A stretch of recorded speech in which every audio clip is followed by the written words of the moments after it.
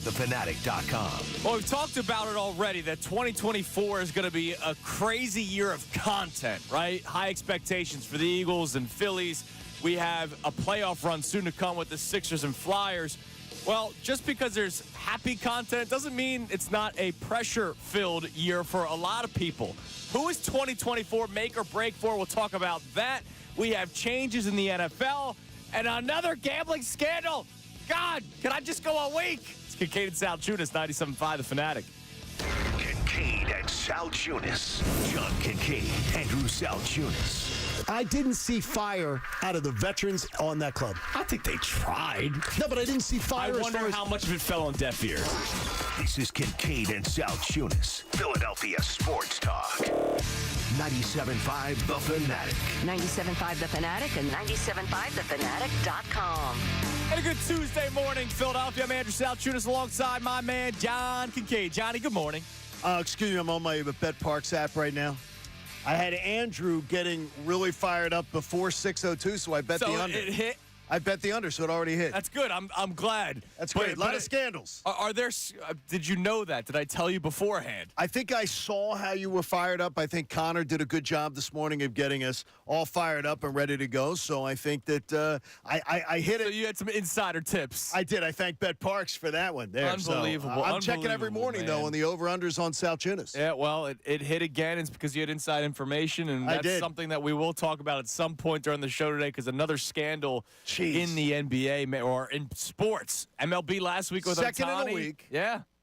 Now this one might be even worse. I don't know that it could be worse than the Ohtani one. No, this one's worse. Or the Ohtani explanation. No, I think this one's worse because the guy was actually playing. Yeah, well. We'll talk about it. We'll talk about it. So you had a good idea yesterday after the show about the make or break season. And the beauty of this kind of topic is that we can go all over the place with this. Like, you're wearing a Flyers sweater right now. I'm wearing a Phillies sweatshirt. It's the week of opening day. Quarter zip Flyers ready to go for a big game of the Rangers tonight, which you'll hear here on 97.5 The Fanatic. Yep, and a topic like this allows us to talk about both the Phillies, Flyers. We get to talk about the Sixers, who lost last night to the Kings. We also get to talk about the Eagles, and obviously the Eagles are a big part of conversation on a daily basis. But you asked the question about who it will be a make or break year for. I shouldn't say season. I should say year, because there's 2 seasons still going on. There's a season approaching on Thursday, and then the Eagles don't start until September. But there's so many different avenues to go down this, whether it's the construction of a roster or the reconstruction of a roster or the individual play of somebody. And so this could go anywhere. So usually we wait till the end of the segment to throw out the number. This is something that we would love to hear from you on the text line, 610-632-0975. Who is it 2024 a make or break year for? Now, the genesis of this conversation, you said the Georgia players or the strategy of Howie Roseman drafting the Georgia players. That was like the first thing you said when it came to this topic. I think a referendum is on board here, that we are talking about the Georgia players that were drafted. So if you're talking about Jalen Carter, you're talking about Jordan Davis, and you're talking about Keely Ringo, and you're talking about Nolan Smith and Nakobe Dean. Yeah. I mean, you've got 5 guys who potentially could be in your starting lineup. Yes. You could have half of the 2-time NCAA champion Georgia Bulldogs as your defense. To me, I think this year's going to be a referendum whether people are going to look back at that strategy and say, boy, Howie was visionary, or Howie got sucked in. And because can you say visionary? Yes. Yes. Oh, because I'm going to go draft players from the best defense in college. Is that visionary? You know why I'll say it's visionary? What is one of the keys to being a visionary? You did it first. Tell me another. The first guy to draft from the SEC. No, tell me a guy ever that's been a general manager in any sport that has just said, I'm going to one school. I'm going to go to the best school in the country, and I'm going to do it. That makes you a vision. A visionary requires you doing something first. That you don't did think something there was a GM that focused on Alabama? They may have focused on it, but they didn't get 5 guys who could potentially be starters. Okay. And by the way, 5 guys that they are counting on at some point to be starters. Every single one of them, they're going to hope, is in there and is a big contributor. And so part of being a visionary is doing something first. Part of being a visionary is it has to work. Right. If it doesn't work, if 3 of these guys end up being a bust, the strategy is a failure. Was a failure. He overreached. He got giddy and he overreached. It has to be. You have to have success with more than just Jalen Carter. If Jalen Carter's a success, all that means is I picked a guy in the top 10. He ended up being a spectacular talent. If I end up hitting on 2 of these guys, if let's say that you get something, Nolan Smith ends up being a nice performer off the edge, then I drafted a defensive end in the first round. He ended up being a nice performer. Bravo. You don't get a lot of props for that. But is it overreaching when Nakobe Dean was a first-round talent? You get him in the 3rd round. Nolan Smith, people thought the Eagles could have taken him with their original first-round pick. They drafted him at the end of the first round. People keep saying Nakobe Dean first-round talent. Nakobe Dean was projected to be a second-round pick. Okay. That went in the 3rd. He went in the 3rd, but he was projected to be in the 2nd. And remember, when that second-round pick came up, we were not together at the time. I was in Vegas when that second-round pick was made. I was watching the clock and going, he's going to take Nakobe Dean then. And he didn't. He took Cam Jurgens. Right. And then he still got him in the 3rd round. And then it came all the way around, and it got it there. So, I mean, to me, it is I still think it was it wasn't a reach to go after Nakobe Dean. It wasn't a reach to go after Keely Ringo. It's not Nolan Smith was a guy who slipped, and it was most certainly drafting him at 30, I believe it was 30. Right. Was not a reach. No. It was not outlandish. No, especially when they were originally – there were mock drafts, which I hate. There were mock drafts where the Eagles were going to be taking them with the 10th overall pick before they traded up. Instead, they get them at 30.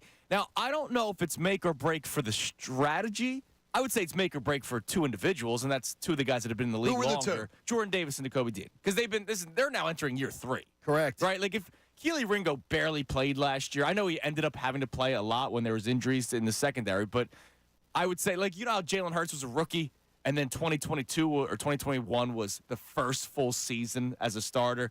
Maybe this is the season where I start looking at, all right, who is Keely Ringo? Jalen Carter, we both think is going to be a monster. A monster. Nolan Smith, the jury's still out. But Nakobe Dean and Jordan Davis, I don't think it's necessarily the strategy of drafting Georgia players. I think it's just a make or break year for those 2 individuals. Because Nakobe Dean, if he does not pan out, which it didn't look great last year when he was healthy, let alone missing time. When he was healthy, he did not look great. He looks undersized. And you're going to have to start thinking about the next plan if Nakobe Dean doesn't pan out for you. Well, one of the other reasons why I think it's make or break is you have a pretty good idea in your head of what you think of Nakobe Dean. Yeah. You have a pretty good idea of what you think of Jordan Davis. I think he's a good player. I just don't think he's – What was he? 14th overall? 14th overall. Okay. We both wanted Kyle Hamilton. We both wanted Hamilton. So this isn't revisionist history. No, I wanted Kyle Hamilton, and I see now him playing at an all-pro level, whereas I watched Jordan Davis, who is – like you said, he's been the best run stopper the first half of the season. The last 2 seasons.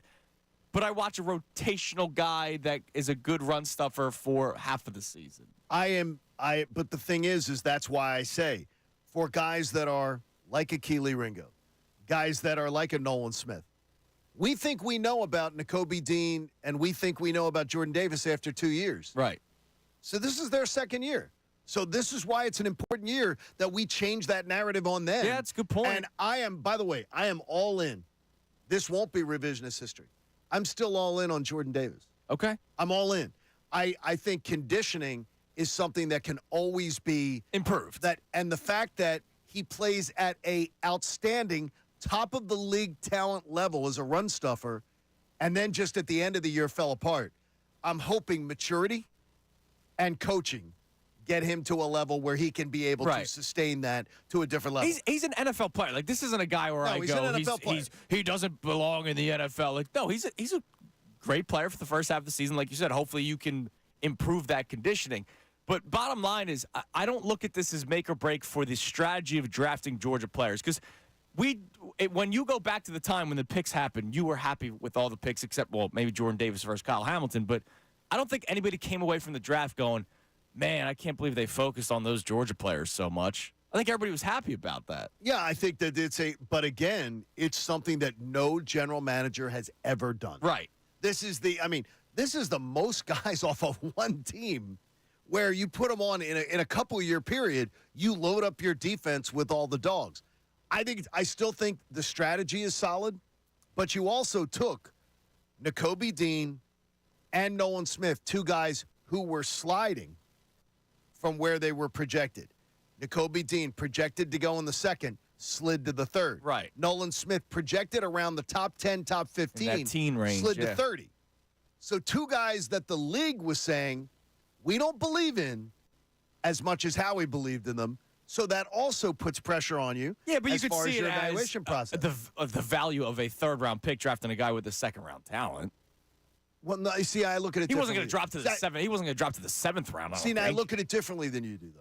I look at it as there's a let's just say there's an auction, and they say we've got something they're auctioning off, a car. Mm-hmm. They say we're selling this car right now, $20,000. $20,000. Do I have 20?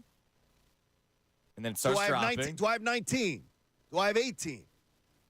You may think it's a value because you're like, hey, they wanted 20 for this car. I bought it for 16. Right.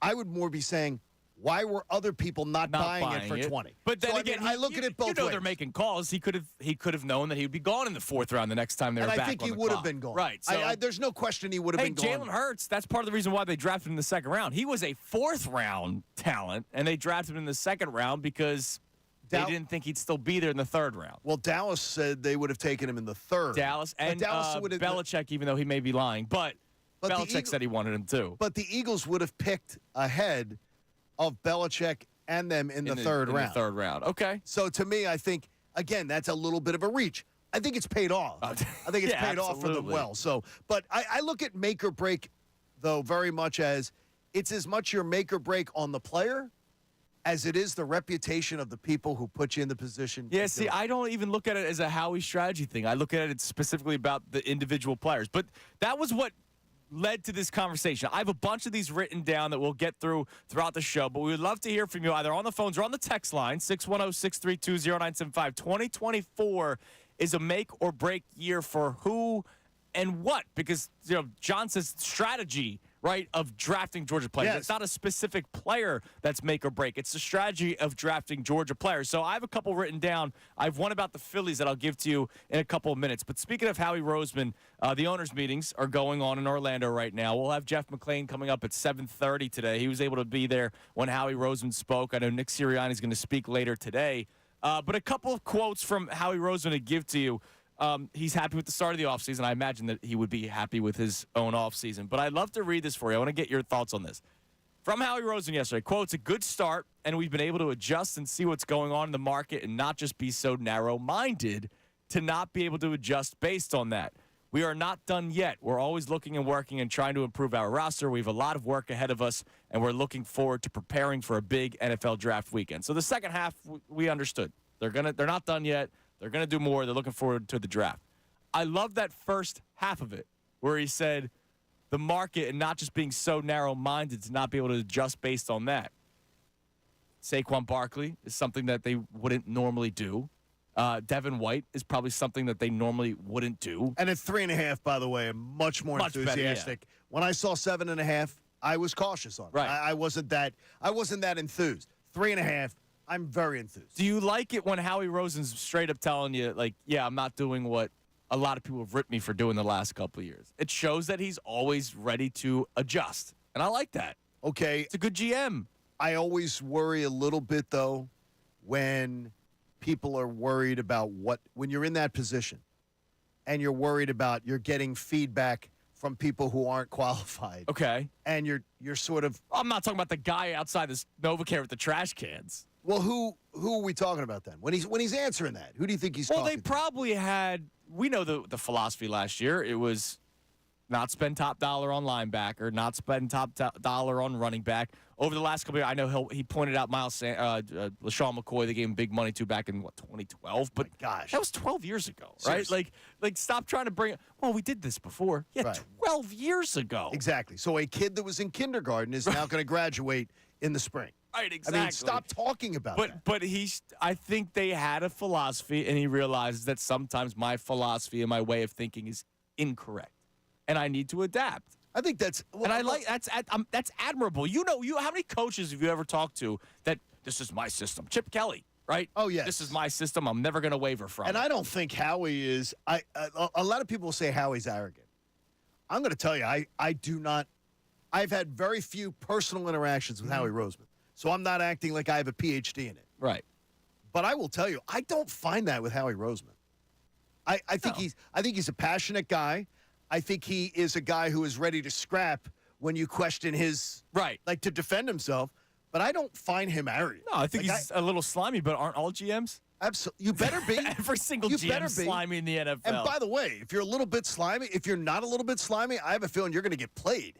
Right. In that position. Oh, absolutely. So I'm glad, and you have done this show before. I am glad. This is John. Ah, nice. This is John from Landview calling in. I am glad that Howie Roseman is my GM. Yeah. As you should be. I am. As everybody should be.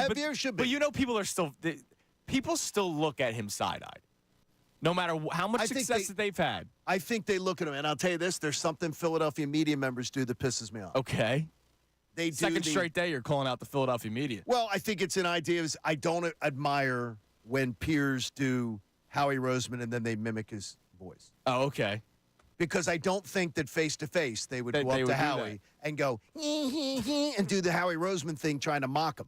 I just look at it as we can have a more mature discussion as far as Howie Roseman. Other than people mock him. They do stuff that they would never do to him. Right. But it's also fans look at him side-eye. Like, I don't think people trust Howie Roseman, even though he has been he's been a very successful general manager in not just Philadelphia, in the NFL. He would be unemployed for 5 minutes. But Schefter has said that to you a couple of times now. If the Eagles ever parted ways with Howie Roseman, there are teams that would make the decision to fire the guy they got, that weren't even in the market, if they had a chance to get Howie Roseman. Yeah, absolutely. But this referendum and what you talk about, make or break, I sort of feel like this is a make or break year for Howie Roseman also. I don't. Except for the public outcry. He pulls the public perception. Okay, like Connor thinks he could with the plane. He pulls every single nosedive out. Right. And gets the plane back flying. That's why I'm very confident 2024 is not going to be the bamboo stalks under the fingernails torture that we lived through the last 2 months. Yeah. I trust him to do that. But what if he doesn't? What if it's a 2-year decline? What if it's a disaster? I think he hired Sirianni. He did. He hired these coordinators. If this doesn't turn around, I think there could be a indelible mark on his future. I don't think so, man. I think they would give him a chance to rebuild. You think not just retool the way that they've been doing, which is actually something I wrote down about make or break. You think they'd let him hire another coach? It's not him. It's also Jeffrey. It's Jeffrey Lurie's final say. It may be Jeffrey Lurie's final say, but Howie Roseman's doing the hiring process. Jeffrey Lurie has to. Jeffrey Lurie has to thumbs up, thumbs down. Right. I'm telling you right now, for him to hire another coach would be outlandish as far as in NFL circles. That doesn't tend to happen. That would be way you usually when you start hiring and you hire and you make mistakes. They usually don't let you keep making mistakes. Yeah, but he's had more success than a lot of other people. He has. He absolutely It's funny. has. One of the things I wrote down was, is this a make or break season for Howie Roseman's strategy of not rebuilding but retooling and trying to get the splashy players? That's an interesting way to look at it. Because if it doesn't work out, it's another dream team scenario, right? Like, that's already – the second I celebrated the offseason, somebody responded to, do you not remember the dream team? Well, again, now you're going back pre-LaShawn McCoy contract. Right. You shouldn't do that. Don't let that fear you. Absurd. But I get where it comes from, right? You see all the splashy names, then you go, well, if it doesn't work out, we went through this a little over a decade ago. There's a limit to me on fan PTSD. Okay. And there has been so much good since the Dream Team. Absolutely. When someone brings up the Dream Team to me, I'm almost like, would you just shut up? Yeah, just get over it. I mean, stop it. Like you're now going back. Okay, I am desiring to be so negative that I am going to go back where my college freshman child was in kindergarten. Right. Yeah. To make a point.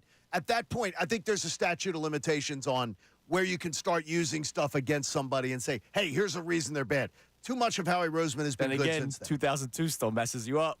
No, in my head, it still messes you up. Well, here's where it messed me up. I never again have went into a game saying my team can't lose. Right. I got you. And that day, I had I would have, if I had betting apps. You were loading up. Oh, I would have taken a bath. You were loading up I would have been birds. dead. I would have been dead. I would have been trying to panhandle on the side of 95. Just blame it on your interpreter. You'd be fine. I don't have one. So here's what we got coming up. We'll react to more of what Howie Roseman had to say yesterday. He kind of gave an update on Hassan Reddick, or didn't, and maybe that's the update that you needed. I have a make or break for the Phillies that I'm going to run by you. It's not necessarily what I believe. It's just something I'm going to run by you. And also, we have a new rule in the NFL, and to me it's crazy. Health aside, because I understand that health is a big part of it, this is going to lead to some wild banter in the NFL with the new rule that came out yesterday. It's Kincade Salciunas, 97.5 The Fanatic.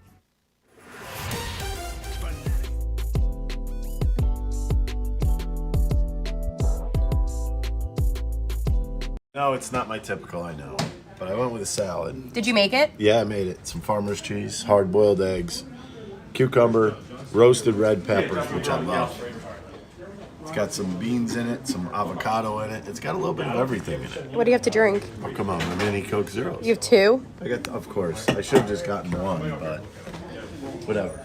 I remember going to a Phillies playoff game. My dad took me, and they lost, and it was a real, real disappointing loss. So we're getting ready to leave, and my dad didn't drive, so of course we had to do a subway to a cab to a high-speed line to another cab, just crazy. But we go to the bathroom before we leave, and I'm a young kid. I'm like not even 10 or something like that. There's this drunk guy in the stall next to me, and my dad's standing next to me. So, I'm kind of embarrassed to be in the bathroom with my dad in the first place.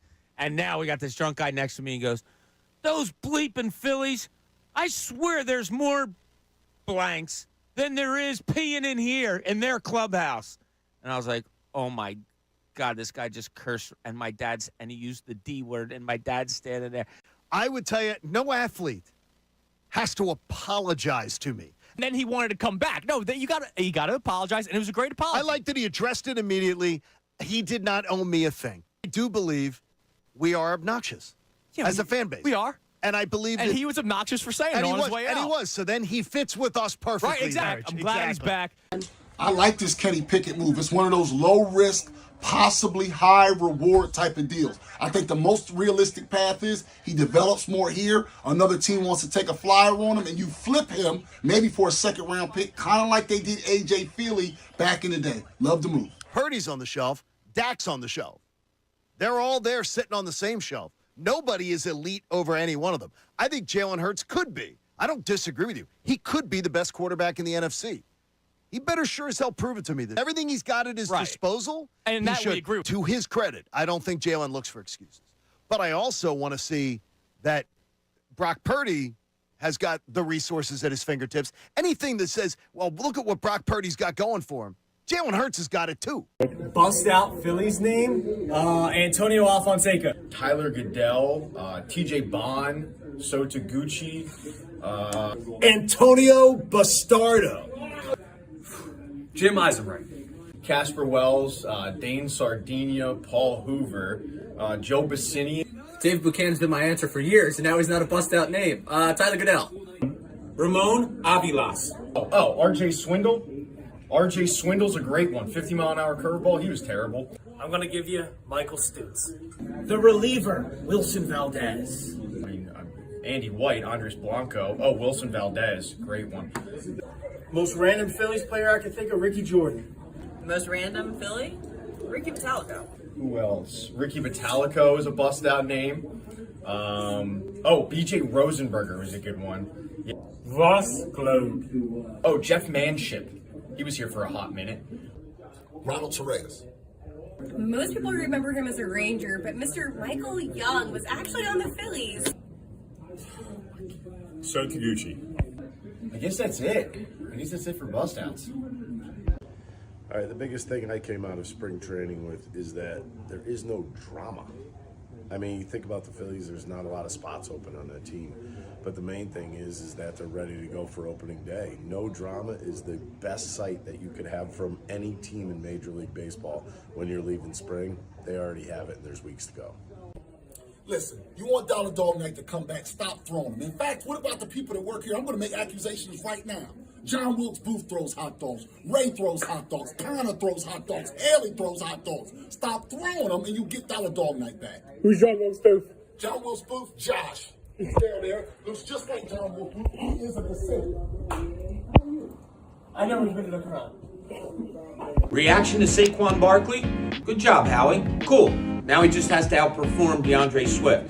Got to get 1,300 rushing yards, 1,200, 1,300, maybe about 500 receiving yards. But here's the best thing about it. It's a kiss move. Keep it simple, stupid. This guy stays on the field almost all the time.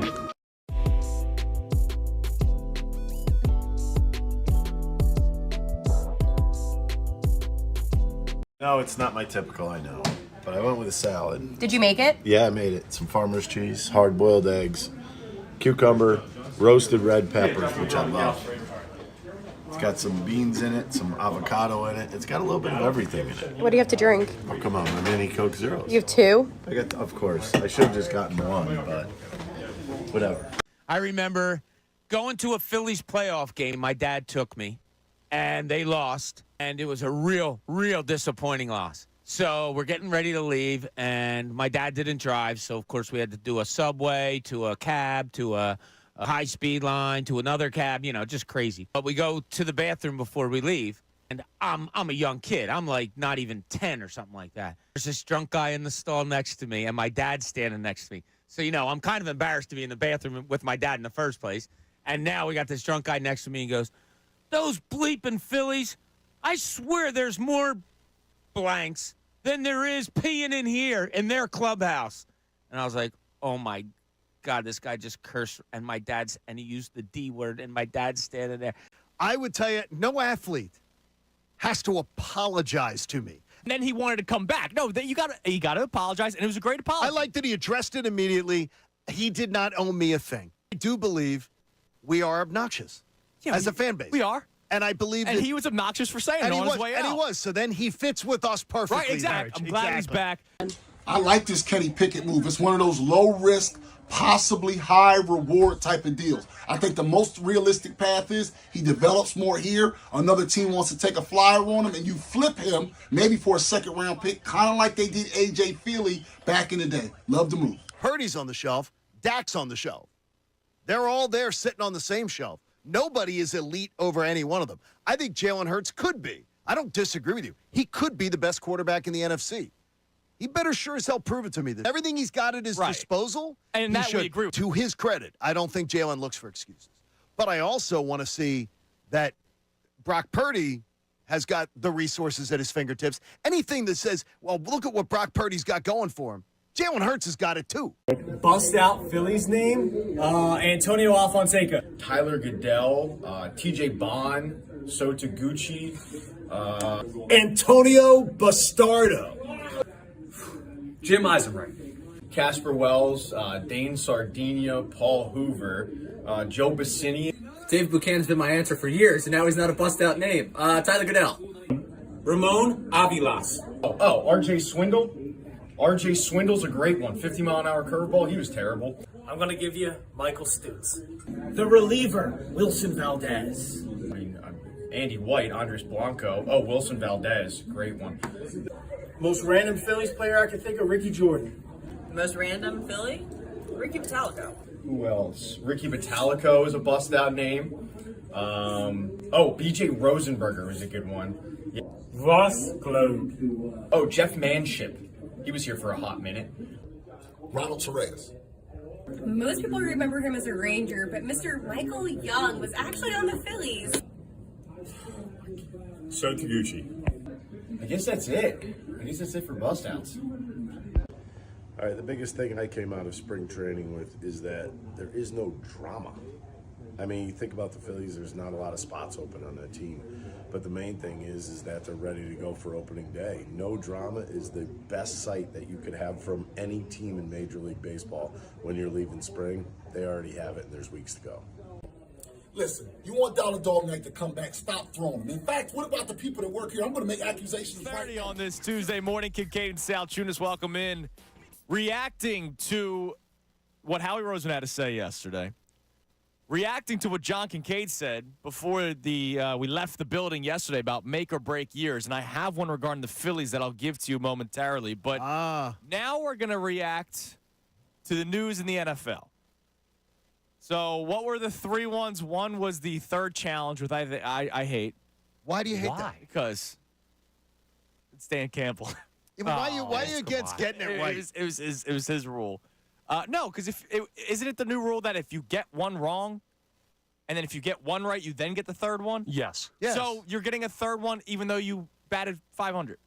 That's fine. You get one right. You should get the third if you get both right. If Rojas bats 500 this year, he deserves everything. They're basically giving coaches an extra challenge even though they failed one or the other time. Yes. And I'm totally fine I don't like with that. It. I want the game to get the call right. No, I understand that, but it's just the strategy behind it. So if you get the first one right, then you can I don't think even that second one's worthy of a challenge, but I'm going to challenge anyway because I know I have a third one. It changes the strategy of everything, and it makes it easier for the coach.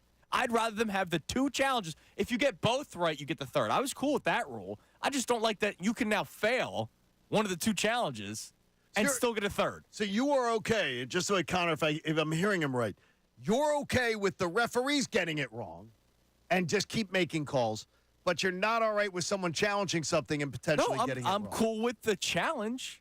I'm just not cool with you failed the challenge. That means the referee did get it right. Okay. And you're now getting a third challenge as long as you get one of the two right. Yeah, because you got one of the other errors wrong. So they're at even. This is the tiebreaker. This is the tiebreaker. That's a fair point. That is. It's the tiebreaker. The refs were wrong once. You were wrong once. You get a third. Or many, many times, it'll be the refs were wrong twice. Well, and you get a third time. I would rather. Unless you're Doug Peterson. I'd rather them have to get both challenges right to get the third, which is what the original rule was. I feel like they're giving. Why though? What is your problem with? Because that means you failed, but you're still getting a third try. It's the trophy society that we're in. It's okay. It's not. No, it's ridiculous. Like if it was a trophy society, half these refs would be fired. You should not go 1 for 2 on challenges and get a third. See, I like the challenge. Right. I want to get it right. Okay. I want the calls to be. But if they're wrong. Okay. Are you, just one question, and we can get into it another day. Yes. Are you pro or anti the robotic umpires for the strike zone? Just for the strike zone. I don't like it because I like the human element of umpiring. So you're However, there's some pretty freaking terrible umpires. So at something that has worked in the minor leagues at 99.87% accuracy. Right. No, it's great. You would rather have the umpires get it wrong. You like that. You like that. Well, why do you like that? Because there's pitching strategy behind it. Yeah. Baseball's different. If you know that you have an inch off the plate that you can work with, I mean, these guys have been training their whole lives for it. Now they just have to literally pitch inside the zone. That's like saying we know this line judge is working the game today. We know we can get our foot almost all in bounds. This guy lets you. No, that's different. It's the same thing. It's the rule being violated. Oh, but this pitcher, this umpire calls strikes high. This umpire calls strikes low. There is a strike zone, and it is standard. And it should not be. No, man. Say, no, that's different. No. But I am pro challenging of the strike and the ball or strike call. Yes. See, now I'm not. Now, what's funny is with that, I'm not. I just would rather have a robotic umpire that is calling balls and strikes. I'm anti. That just says, I'm going to get it right. There is going to be 1 out of 100 chance that a pitch is missed. 1 out of 100. And they've done it now for multiple seasons. Here's what's going to happen. 5 years from now, when this show is still going strong, right? After the robot umpire has been adapted to the major leagues, we're going to hear John go, man, pitchers just aren't as good as they used to be because they have to throw strikes all the time. Yeah, I'd rather have offense anyway. Just like in the NFL. I'd rather see a 10-9 game than see a 2-1 game any day of the week. Well, don't worry. You're going to get offense in the NFL. I think we are. Good transition there, Plenty John. of that. See, I tried to get back. The hip drop tackle, banned. Now, if you don't know what the hip drop tackle is, just look up the injury to Mark Andrews because that's the one that everybody's pointing out. It's a cornerback brought him down. It's when you go around the waist and then you just sort of drop your body and you use all your momentum to the ground to bring the player down. And it led to a hip injury for Mark Andrews, or a lower body injury for Mark Andrews. I am glad that they are thinking of player safety. However, this is going to be hectic, dude. Because, nobody really, I think there's still people are still confused of what the hip drop tackle actually is. There are NFL players yesterday that were confused by to what it is. And a cornerback that weighs 150 pounds when soaking wet is supposed to tackle Derrick Henry, or is supposed to tackle a tight end? What do you want them to do? Just wrap up and use their brute strength to bring him down? Instead of the hip drop tackle, now people are going to start leading with their heads again. Like, it's making the life of a defensive player so much harder. But you're Mr. Offense over here, so congratulations. And yesterday, they were discussing this on NFL Live. Okay. And they're showing a sequence of plays. Now, they show the Andrews injury. Yes. Which clearly, by the way, really hurt the Ravens. Oh, yeah. And potentially could have been a difference in them going to Super Bowl or not. But what they showed was a rotating thing of 6 different hip drop tackles. Okay. One of the 6 highlights was Josh Jacobs. 2 of the highlights were people taking down Derrick Henry. Mm-hmm. 3 of the highlights were of them taking down Saquon Barkley. Okay. This is great news for us. Saquon Barkley was like the example. Josh Jacobs, Saquon Barkley, Derrick Henry were the examples of can't do this anymore. Yeah. Trying to get down Derrick Henry, trying to get down Saquon. This is absolutely something that can help Saquon Barkley, so it helps the Yes. Now, did you like the Eagles tackling last year? Now you have to take away more ability to tackle. Think about it. Yes. I understand quarterbacks sell, right? That's like the biggest draw in the NFL is quarterback play. You can't touch a quarterback anymore. You can't. It's still a weird rule about the sack where you have to roll off the quarterback. You can't land on top of them. And the referees are still getting that one, I believe, incorrect. That's something I would be cool with them challenging is 15-yard personal fouls that could make or break a game. But the hip drop tackle, I understand it's a player safety thing. But now all of a sudden, it's another area of defensive players where they're like, what do we do now? Like, imagine a cornerback trying to tackle Dallas Goedert. I laugh when you said the ability to tackle. I don't think the Eagles defense had any last year. I mean, it was so terrible. It was bad. But to me, I'm looking at this and saying, it's a league that wants offense. Right. It's a league that's trying to protect its offensive stars. What do the Eagles have? A ton of offensive stars. No, which is guys great. like Dallas Goedert, A.J. Brown, Saquon Barkley would be, to me, probably the 3 guys we'd worry about the most. Yes. Where this would be against. I think this ends up being an advantage Eagles. I don't like it, by the way. All right, so you don't like it. You're happy that there's an advantage for the Eagles. But I'm happy that if they're going to do something, it ends up being an advantage for the Eagles. I just feel like we're trending in another direction, and I'm not going to do the whole flag football. No, I'm not going to say that, but we're trending in a direction where, man, you might have to change your strategy of building defensive players. Like, now you have so much smaller and quicker guys because the running game is starting to go away, and now you're going to start seeing maybe a resurgence of running backs, so that means you're going to have to get bigger on the defensive side. It's always a game of adjustments. All sports is like that, a game of adjustments. It's going to come a time where you're going to have to draft different kinds of corners. Like, you can't just have the corner that's just a great lockdown defender. They have to be able to tackle. And if they can't use one of these techniques, and I get it, I'm pro player safety. That's why I was cool with them banning, helmet-to-helmet hits. But now all of a sudden you're taking away another avenue for defensive players to take down bigger offensive players. And now all you can do is what? Wrap up at the waist? That's it. There were 230 attempts to take down someone with the hip drop tackle. Okay. Which, by the way, there were NFL players on the panel yesterday that said they have never heard the term. They did not know the term until people started to talk about this rule. They probably did it. They played in the league, and they just did it. They just did it. So they're annoyed Because they go, by it. look at this bigger guy. I have to tackle him. But 230 times last year, this tactic was used across, 16 games a week, for all the teams. 6.5% of the time it led to an injury where the player missed that game, went out of that game, and missed additional time. That's a big number. 6.5%. I understand why they were concerned about it, but I would rather say, let's go another year and see, is it 3% next year? Right. Like, I think they may have overreacted. And you know this conversation started when Andrews got hurt. Like, that's when it started. You knew it was coming. And the Players Association was unanimous in not doing this. Unanimous. The owners were unanimous in doing it. So what they're worried about is their investment, their star player. They're worried about Christian McCaffrey. Yep.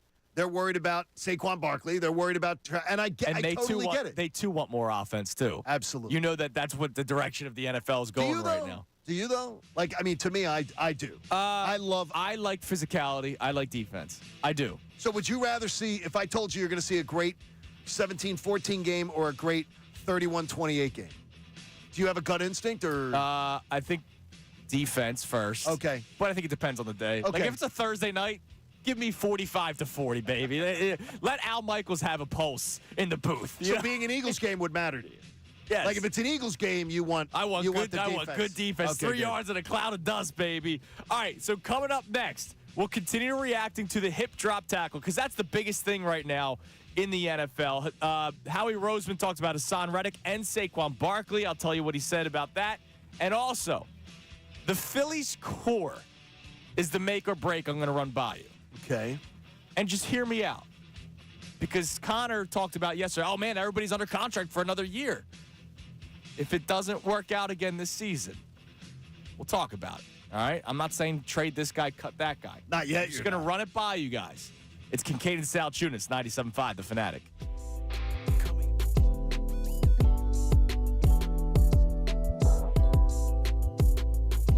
No, it's not my typical, I know. But I went with a salad. Did you make it? Yeah, I made it. Some farmer's cheese, hard-boiled eggs, cucumber, roasted red peppers, which I love. It's got some beans in it, some avocado in it. It's got a little bit of everything in it. What do you have to drink? Oh, come on, my mini Coke Zeros. You have two? Of course. I should have just gotten one, but whatever.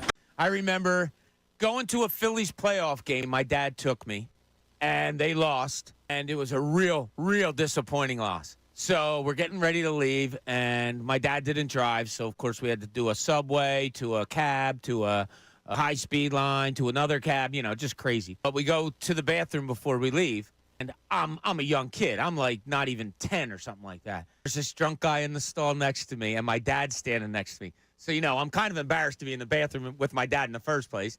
And now we got this drunk guy next to me, and he goes, those bleeping Phillies, I swear there's more blanks than there is peeing in here in their clubhouse. And I was like, oh my God, this guy just cursed. And he used the D word, and my dad's standing there. I would tell you, no athlete has to apologize to me. And then he wanted to come back. No, he got to apologize, and it was a great apology. I like that he addressed it immediately. He did not owe me a thing. I do believe we are obnoxious as a fan base. We are. And I believe that he was obnoxious for saying it on his way out. And he was. So then he fits with us perfectly. Right, exactly. I'm glad he's back. I like this Kenny Pickett move. It's one of those low-risk, possibly high-reward type of deals. I think the most realistic path is he develops more here. Another team wants to take a flyer on him, and you flip him maybe for a second-round pick, kind of like they did A.J. Feely back in the day. Love the move. Purdy's on the shelf. Dak's on the shelf. They're all there sitting on the same shelf. Nobody is elite over any one of them. I think Jalen Hurts could be. I don't disagree with you. He could be the best quarterback in the NFC. He better sure as hell prove it to me that everything he's got at his disposal, and that we agree with. To his credit, I don't think Jalen looks for excuses. But I also want to see that Brock Purdy has got the resources at his fingertips. Anything that says, well, look at what Brock Purdy's got going for him. Jalen Hurts has got it too. Bust out Phillies name, Antonio Alfonseca. Tyler Goodell, TJ Bond, Sota Gucci. Antonio Bastardo. Jim Eisenreich. Casper Wells, Dane Sardinia, Paul Hoover, Joe Bassini. Dave Buchanan's been my answer for years, and now he's not a bust-out name. Tyler Goodell. Ramon Avilas. Oh, RJ Swindle. RJ Swindle's a great one. 50-mile-an-hour curveball. He was terrible. I'm going to give you Michael Stutz. The reliever, Wilson Valdez. Andy White, Andres Blanco. Oh, Wilson Valdez. Great one. Most random Phillies player I can think of, Ricky Jordan. Most random Philly? Ricky Metallico. Who else? Ricky Metallico is a bust-out name. BJ Rosenberger was a good one. Yeah. Ross Globe. Oh, Jeff Manship. He was here for a hot minute. Ronald Torres. Most people remember him as a Ranger, but Mr. Michael Young was actually on the Phillies. So Taguchi. I guess that's it. For bust-outs. All right, the biggest thing I came out of spring training with is that there is no drama. I mean, you think about the Phillies, there's not a lot of spots open on that team. But the main thing is that they're ready to go for opening day. No drama is the best sight that you could have from any team in Major League Baseball when you're leaving spring. They already have it, and there's weeks to go. Listen, you want Dollar Dog Night to come back, stop throwing them. In fact, what about the people that work here? I'm going to make accusations right now. John Wilkes Booth throws hot dogs. Ray throws hot dogs. Connor throws hot dogs. Haley throws hot dogs. Stop throwing them and you get Dollar Dog Night back. Who's John Wilkes Booth? John Wilkes Booth, Josh. He's down there. Looks just like John Wilkes Booth. He is a descendant. I never been to the crowd. Reaction to Saquon Barkley? Good job, Howie. Cool. Now he just has to outperform DeAndre Swift. Got to get 1,300 rushing yards, 1,200, 1,300, maybe about 500 receiving yards. But here's the best thing about it. It's a kiss move. Keep it simple, stupid. This guy stays on the field almost all the time.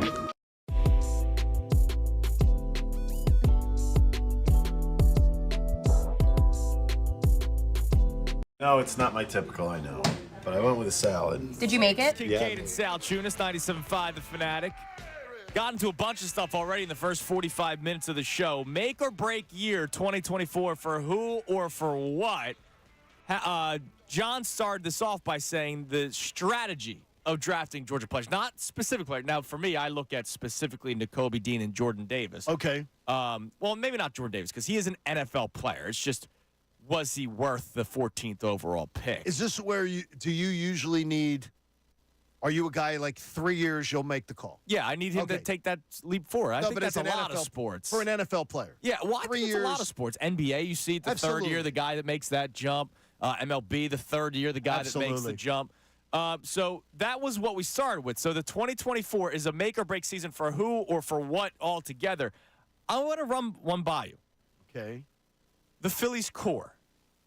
Now, I don't mean Bryce Harper and Trey Turner. Those guys have signed into 2030, right? They're here for a long time.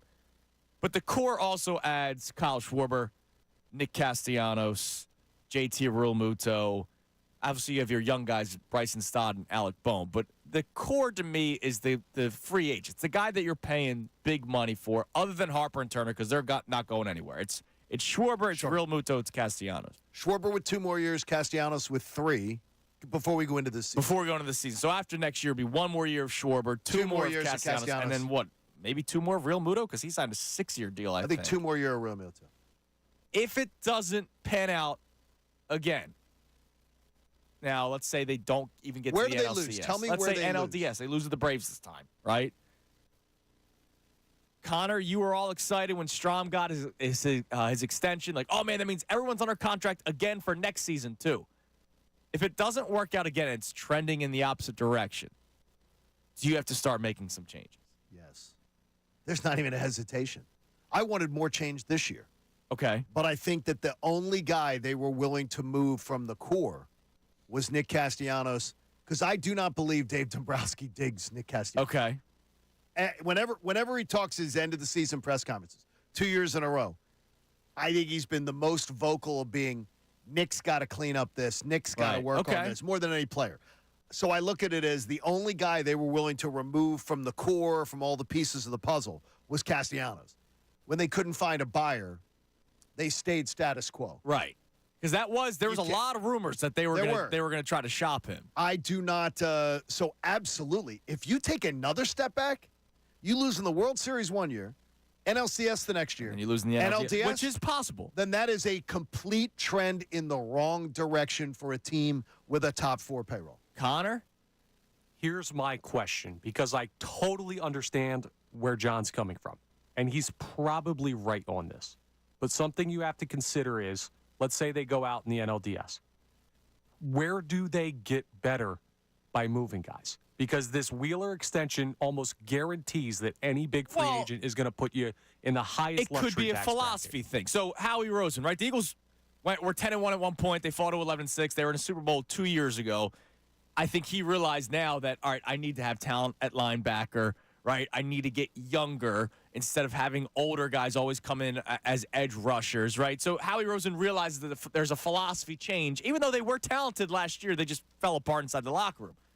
The Phillies will be talented, but what if they go, man, we shouldn't have a leadoff hitter that hits 40 home runs but bats 170? Right. That's retooling the lineup. That's not adding somebody to it. But no, I'm saying they move on from Schwarber. Like they move trade on with him 1 year to go with Schwarber. Okay, here's the thing. He's DHing. Do you have a better DH option than a guy who's hit 46 and 47 You'll probably find somebody else that can hit 30-plus bombs as the DH, or Bryce Harper. We talked about this last week. Bryce Harper is the DH of the future for the Phillies. Then you need a first baseman. Where do you find that? And you have more importantly, I think the Phillies are looking at something where Schwarber loads up that DH position. By the way, he does it very, very well. Yeah, I'm not saying move on from Schwarber. I'm just saying, what if they have a philosophy change? But you also have, I don't know that there's a lineup of the major best teams in baseball that needs that DH position to be open to allow Harper's back.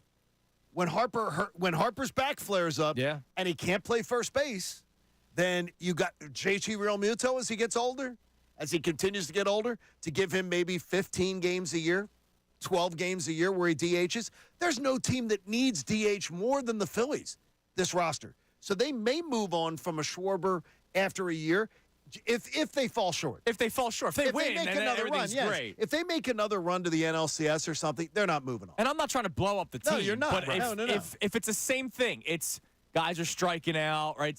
Obviously, you have to change the entire hitting approach of the organization, so philosophy. But if Schwarber's hitting 170, and that's a reason why you end up losing. Now, look, he wasn't one of the big problems in the NLCS. He had a couple of games where he had hits, but there might be a time where they go, you know what, we might want a Trey Turner at the leadoff spot, and then we move on from Schwarber and put Harper in the DH. I entirely get where you're coming from. I just don't think that there are going to be players available that make this team better on paper than what they are right now. And I don't think that changes from this year to next year. Well, you don't know who could be available via trade. Trade is slightly different. And there's going to be free agents. I mean, do you have the free agent class in front of you right now? And 2025? Free agency is not going to work because they're so payroll strung out. Like, they can't go get big free agents this year. With Wheeler's extension, they don't want to go up into the highest luxury tax bracket because they don't want to move back in the draft. And they don't screw want that draft. Listen, they're going to have young guys at some point. Yeah. And they've drafted well recently. Give me Juan Soto first, and then move back in the draft Soto. 10 spots. And you sign him. Yeah. He's a free agent after this season. To what money? A ton of it. If you moved on from Schwarber, it's very easily done. So you got $20 million. You got $20 million for Soto. He's going to get paid a lot of money. Okay, look, Soto's going to make what, 35 next year? He'll probably be one of those close to $400 million contracts. So like 35 to 40 million. 20 million could be moving on from Schwarber. Connor? I mean, there's, and you're paying. Come on, Connor. And I'm not trying to go into the season. I'm not trying to go into the season moving on from Kyle Schwarber. I'm just asking, make or break year for the core, or do you start making changes? We'll find out. So that's what the main topic is today, and you can climb in at 610-632-0975 on the phones, or you can text in at 610-632-0975. It's an open-ended kind of conversation. 2024 is a make or break year for who or for what? Nick Sirianni. Well, we'll hold that one. I think, but it is. I think September. It might be a make or break month for Nick. If they start off slow, if they start out 1-3, it's a make or break month. Yeah. For Nick Sirianni. Howie Roseman yesterday spoke to the media, and he talked about Saquon Barkley. And I'd love to get your reaction to this on the other side, but I'm going to read you the quote first. Quote, "For us, it's hard to find special players at any position. We think Saquon is a special player." And then you put into the dynamic of, has the pendulum swung so far at this position? I mean, the guy touches the ball 300 times a year, hopefully. There's not a lot of other players, skill position players, that are touching the ball that many times and have that effect. Why is it so hard for them to find special players? That was the weird thing about that quote that I heard. For us, it's hard to find special players. Why? Draft better, Howie. Well, draft better. I would love to get your reaction to that coming your way next. You can climb in again, text message or on the phone, 610-632-0975. We'll reset the show more. And also, John sent us something yesterday. We have win totals. Yes. First thing I said to you, next stop, W's and L's. Win totals across the NFL. Where are the Eagles? They're over, under. What does Vegas think about them? We'll tell you that next right here at Kincade Salciunas. Fanatics Update.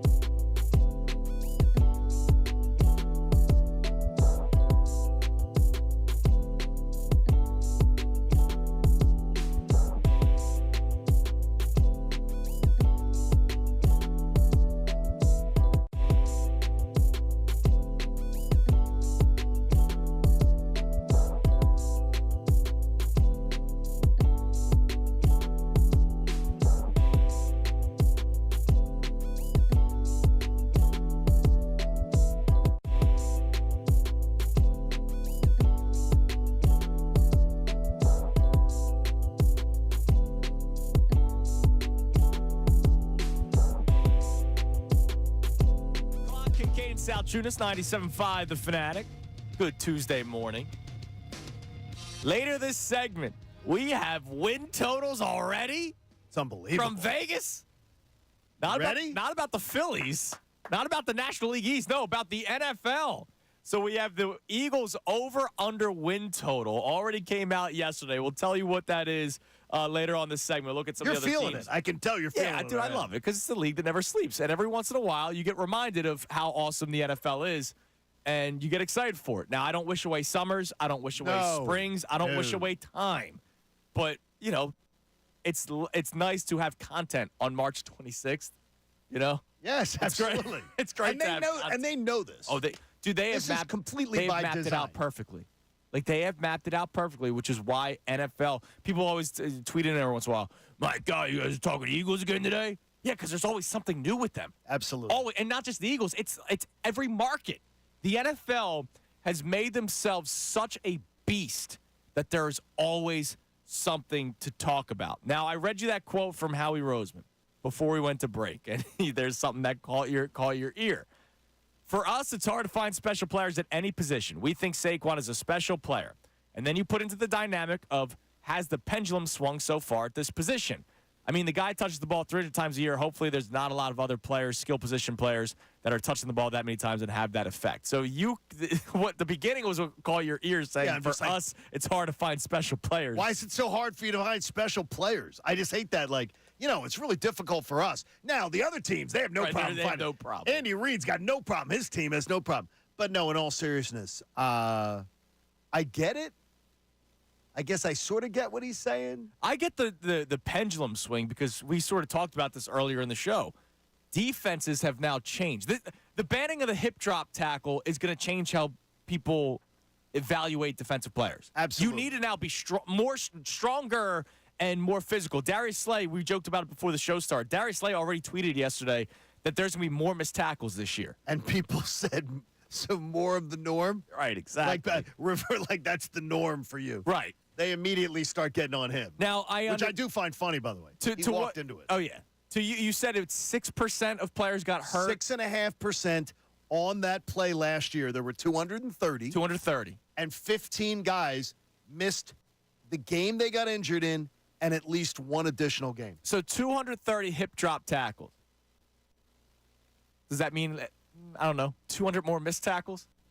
Because they're doing the hip drop tackle because of who the defensive player is tackling the offensive player. Whether it's a big back in Saquon Barkley, Derrick Henry, Josh Jacobs, or it's a tight end like Dallas Goedert or George Kittle or Mark Andrews.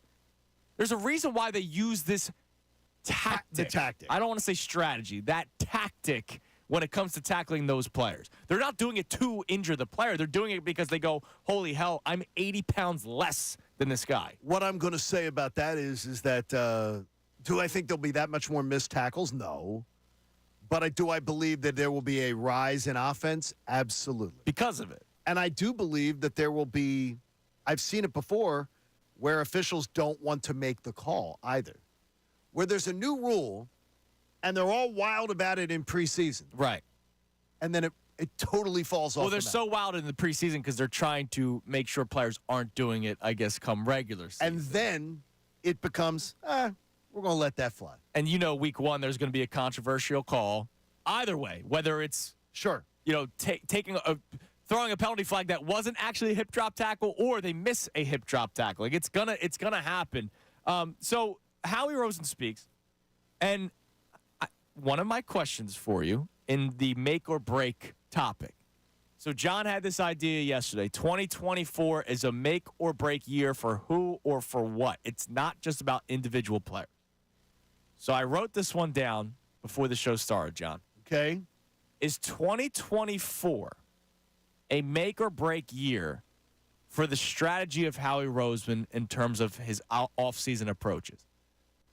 Which is going after the top free agent, always going via trade, and never going with the rebuild on either side of the ball. You look at the offense, it's A.J. Brown, it's Saquon Barkley. Yes, you drafted Jalen Hurts and Devontae Smith, and Dallas Goedert's now on his second contract. But it's getting big-name players. Defensively, you got a lot of big-name players this offseason, and Chauncey Gardner-Johnson and Bryce Huff What happens if the season doesn't work out? Okay, at some point, the refusing this team's going to have a rebuild at some point. At some point, right.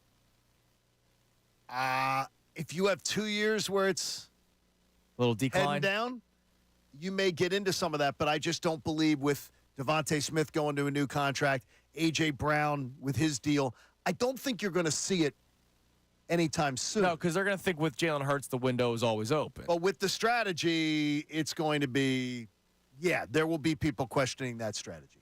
And maybe one of those people is Jeffrey Lord. Now, I will ask you this. Can we handle it as fans? There has not been a legit rebuild in this city in a long time. We thought post-Chip Kelly they would have to rebuild. They won a Super Bowl 2 years later. Did you think the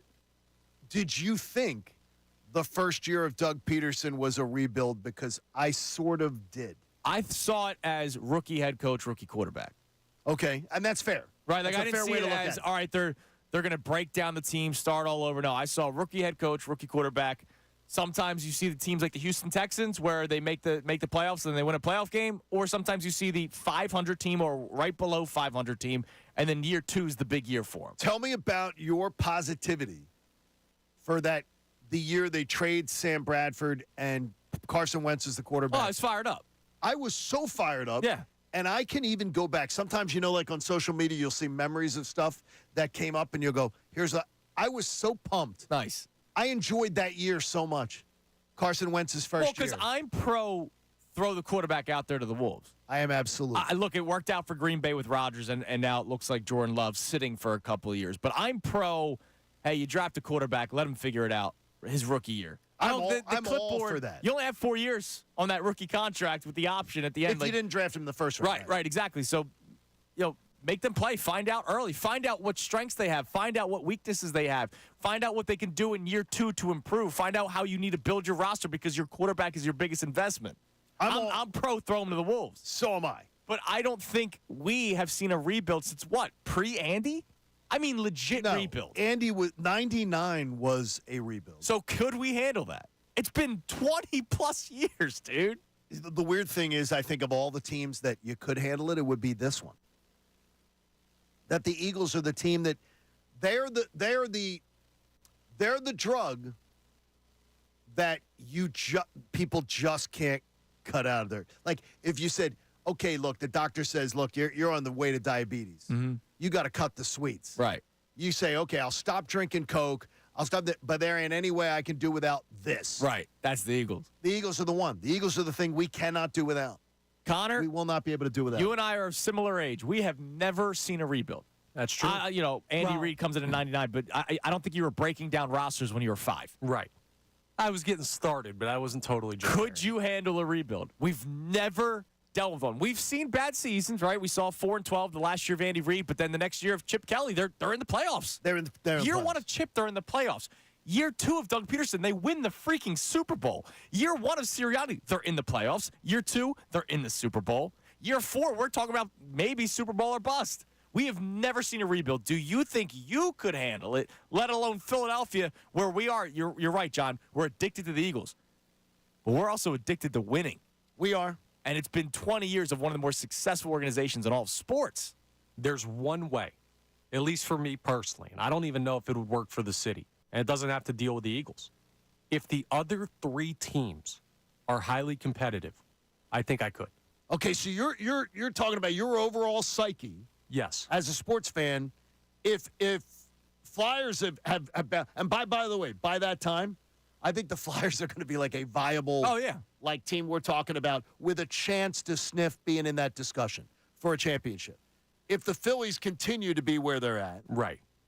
I love that because I did not think of it that way. But you know what's funny? We would take successful Eagles and all 3 teams being ass. Yeah, we would. Right? But you need all 3 other teams to be good for the Eagles to go into a rebuild. You wouldn't do it just because it might be the smart thing to do. You would do it if the other teams are doing well. No, I need something to grasp onto, and I'm not just talking about because we have to talk about these teams every day. Like, legitimately, if the Eagles are not good, I need 3 other teams to make up for that hole in my sports fandom. So you need 3 others. Yeah, it can't just be like the Sixers are good and the Phillies, Flyers, and Eagles. No, the Phillies always need to be good if the Eagles are bad because that's the whole summer. No question. You need something to be excited about during the summer. And we went through years where both of them sucked at the same time. Right, exactly. And it was absolute murder. But Connor and I haven't. Or extended years. Extended years. You guys have said it before.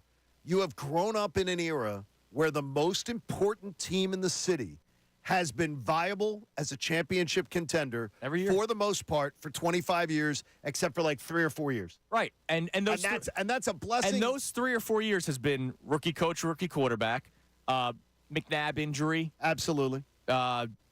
Dream team. But going into those years, you're still feeling great. You still felt and great. Even rookie coach, rookie quarterback, Peterson Wentz, I did not think that they were going to win 10, 11 games, but I was excited for the new regime. I was so excited. And so we've never gone into a rebuild, which is why I ask, is it make or break for Howie Roseman's offseason strategies, even though I don't know if people would buy into a rebuild because people say that they would, like, oh, I love doing mock drafts, blah, blah. And then once the season starts, we're talking about, they got to win 11 games. They got to win 12 games. I promise you this, Howie Roseman will not oversee a rebuild in this town. Yeah, I think you're right. So, I mean, it would be somebody else. But, no, I get you. I think that's a really interesting way, though, that Connor looked at it. Yeah. That's a really interesting. What you just said, John, that's based on Howie Roseman not wanting to do it? Or no, he'll he's be not going to survive it. There's. I don't think. How about this? I don't think Howie Roseman will hire another coach. But who? So he's either going. I don't think if he's. Sirianni gets fired this year, he hires a new coach. Then I'm not. Then I'm wondering, why are you counting on this guy to be your evaluator of who should coach? Who's better? Because he tends to run. Because he tends to run through them, or they don't tend to last. But they don't have shelf. But they don't have shelf value. They don't. The shelf life is too small. Well, I don't blame him for the chip one. No, I don't blame him for the chip one either. It's Doug and Nick. But I do blame him for the Doug one, and and part of it is I blame him for the Nick one because we found out Nick wasn't the reason they won in 2022. Right. Most of us would assume, based on Steichen and Gannon. So to me, and if they win this year, it's because of Kellen Moore and Vic Fangio, not because of Nick Sirianni. That's all I'm saying. Is that I believe that there could be some. I don't think he's hiring another coach here. By the way, I think Howie's going to be successful, so I don't think that's an issue. Right, I got you. So Brendan Gunn, do not put that out. Yeah. John Kincade said that Howie Roseman's going to stink. I do not believe this is going to happen.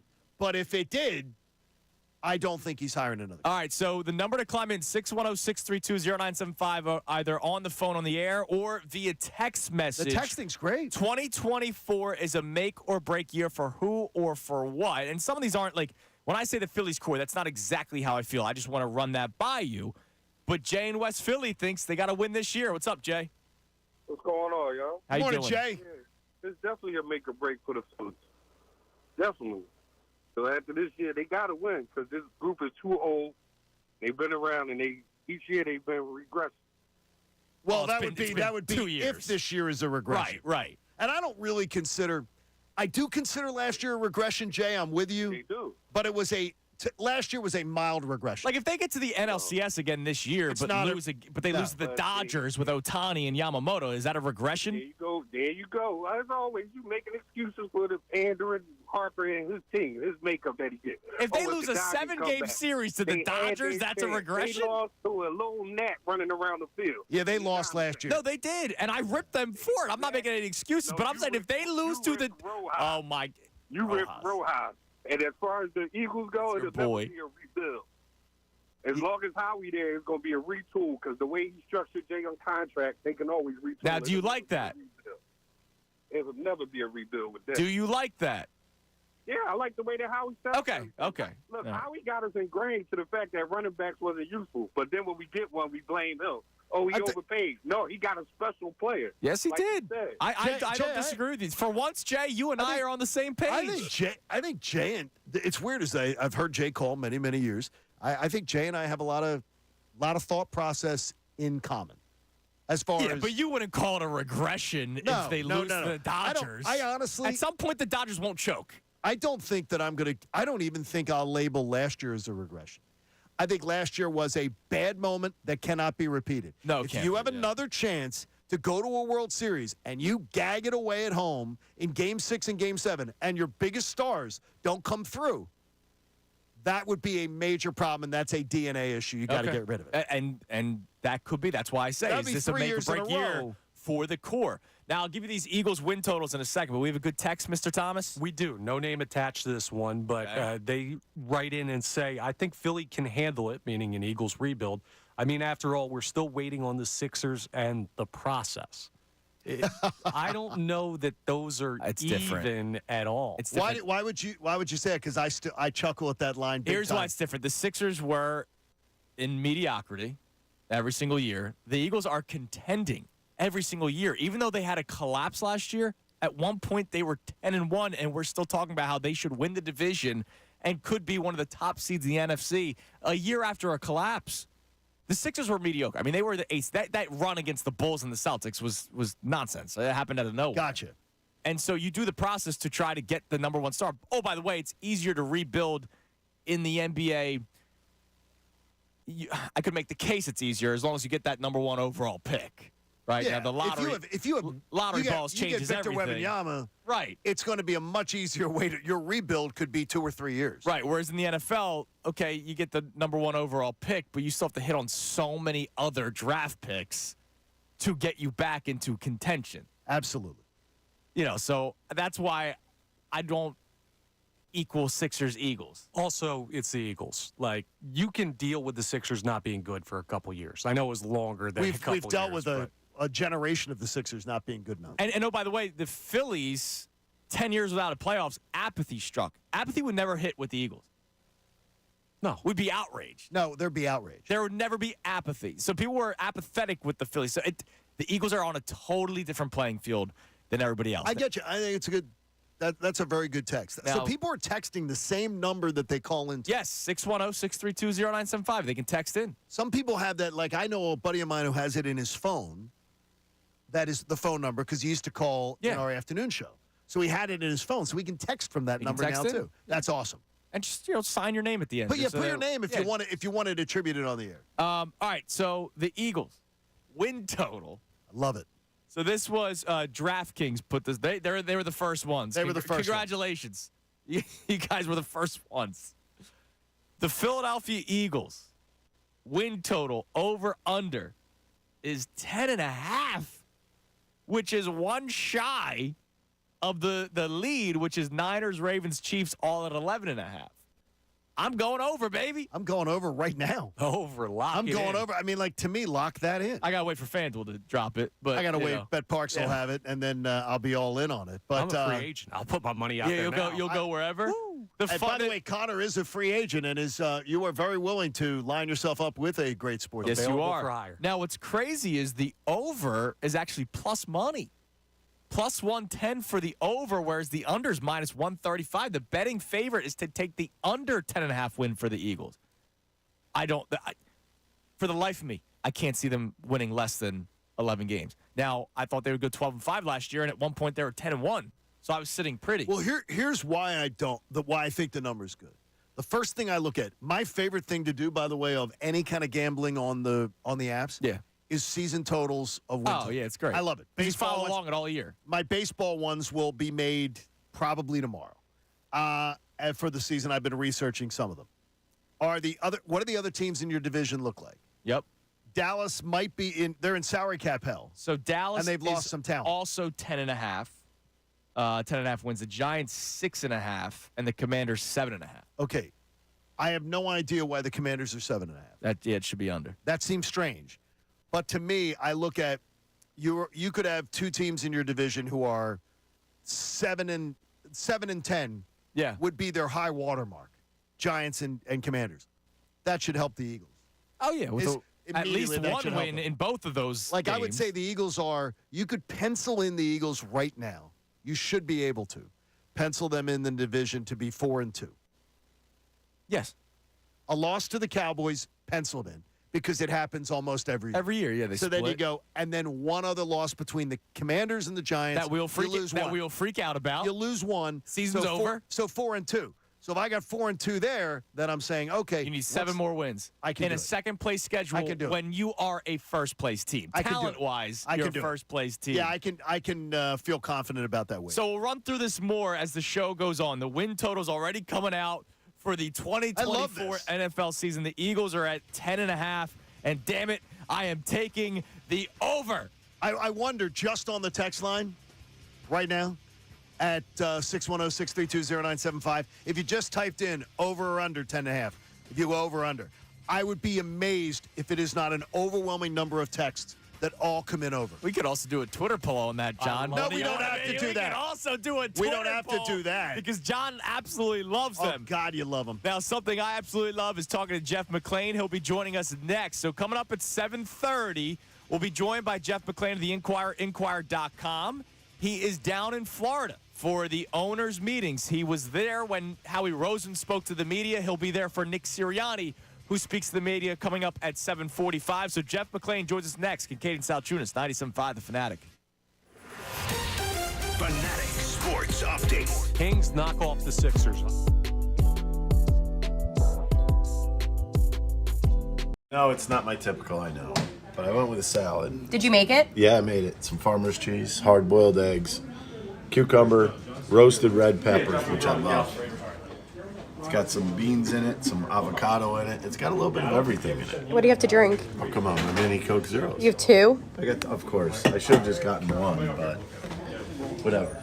I remember going to a Phillies playoff game. My dad took me, and they lost, and it was a real disappointing loss. So we're getting ready to leave, and my dad didn't drive, so of course we had to do a subway to a cab to a high-speed line to another cab, just crazy. But we go to the bathroom before we leave, and I'm a young kid. I'm like not even 10 or something like that. There's this drunk guy in the stall next to me, and my dad's standing next to me. So, I'm kind of embarrassed to be in the bathroom with my dad in the first place. And now we got this drunk guy next to me and goes, "Those bleeping Phillies, I swear there's more blanks than there is peeing in here in their clubhouse." And I was like, oh my God, this guy just cursed, and he used the D word, and my dad's standing there. I would tell you, no athlete has to apologize to me. And then he wanted to come back. No, you got to apologize, and it was a great apology. I like that he addressed it immediately. He did not owe me a thing. I do believe we are obnoxious as a fan base. We are. And I believe that he was obnoxious for saying it on his way out. And he was. So then he fits with us perfectly. Right, exactly. I'm glad he's back. I like this Kenny Pickett move. It's one of those low-risk, possibly high-reward type of deals. I think the most realistic path is he develops more here. Another team wants to take a flyer on him, and you flip him maybe for a second-round pick, kind of like they did A.J. Feely back in the day. Love the move. Purdy's on the shelf. Dak's on the shelf. They're all there sitting on the same shelf. Nobody is elite over any one of them. I think Jalen Hurts could be. I don't disagree with you. He could be the best quarterback in the NFC. He better sure as hell prove it to me that everything he's got at his disposal, and that we agree with. To his credit, I don't think Jalen looks for excuses. But I also want to see that Brock Purdy has got the resources at his fingertips. Anything that says, well, look at what Brock Purdy's got going for him. Jalen Hurts has got it too. Bust out Philly's name, Antonio Alfonseca. Tyler Goodell, TJ Bond, Sota Gucci. Antonio Bastardo. Jim Eisenreich. Casper Wells, Dane Sardinia, Paul Hoover, Joe Bassini. Dave Buchanan's been my answer for years, and now he's not a bust-out name. Tyler Goodell. Ramon Avilas. Oh, RJ Swindle. RJ Swindle's a great one. 50-mile-an-hour curveball. He was terrible. I'm going to give you Michael Stutz. The reliever, Wilson Valdez. Andy White, Andres Blanco. Oh, Wilson Valdez. Great one. Most random Phillies player I can think of, Ricky Jordan. Most random Philly? Ricky Metallico. Who else? Ricky Metallico is a bust-out name. B.J. Rosenberger was a good one. Yeah. Ross Globe. Oh, Jeff Manship. He was here for a hot minute. Ronald Torres. Most people remember him as a Ranger, but Mr. Michael Young was actually on the Phillies. So Taguchi. I guess that's it. I guess that's it for bust outs. All right, the biggest thing I came out of spring training with is that there is no drama. I mean, you think about the Phillies, there's not a lot of spots open on that team. But the main thing is that they're ready to go for opening day. No drama is the best sight that you could have from any team in Major League Baseball when you're leaving spring. They already have it, and there's weeks to go. Listen, you want Dollar Dog Night to come back, stop throwing them. In fact, what about the people that work here? I'm going to make accusations right now. John Wilkes Booth throws hot dogs. Ray throws hot dogs. Connor throws hot dogs. Haley throws hot dogs. Stop throwing them, and you get Dollar Dog Night back. Who's John Wilkes Booth? John Wilkes Booth, Josh. He's down there. Looks just like John Wilkes Booth. He is a descendant. I never been to look around. Reaction to Saquon Barkley?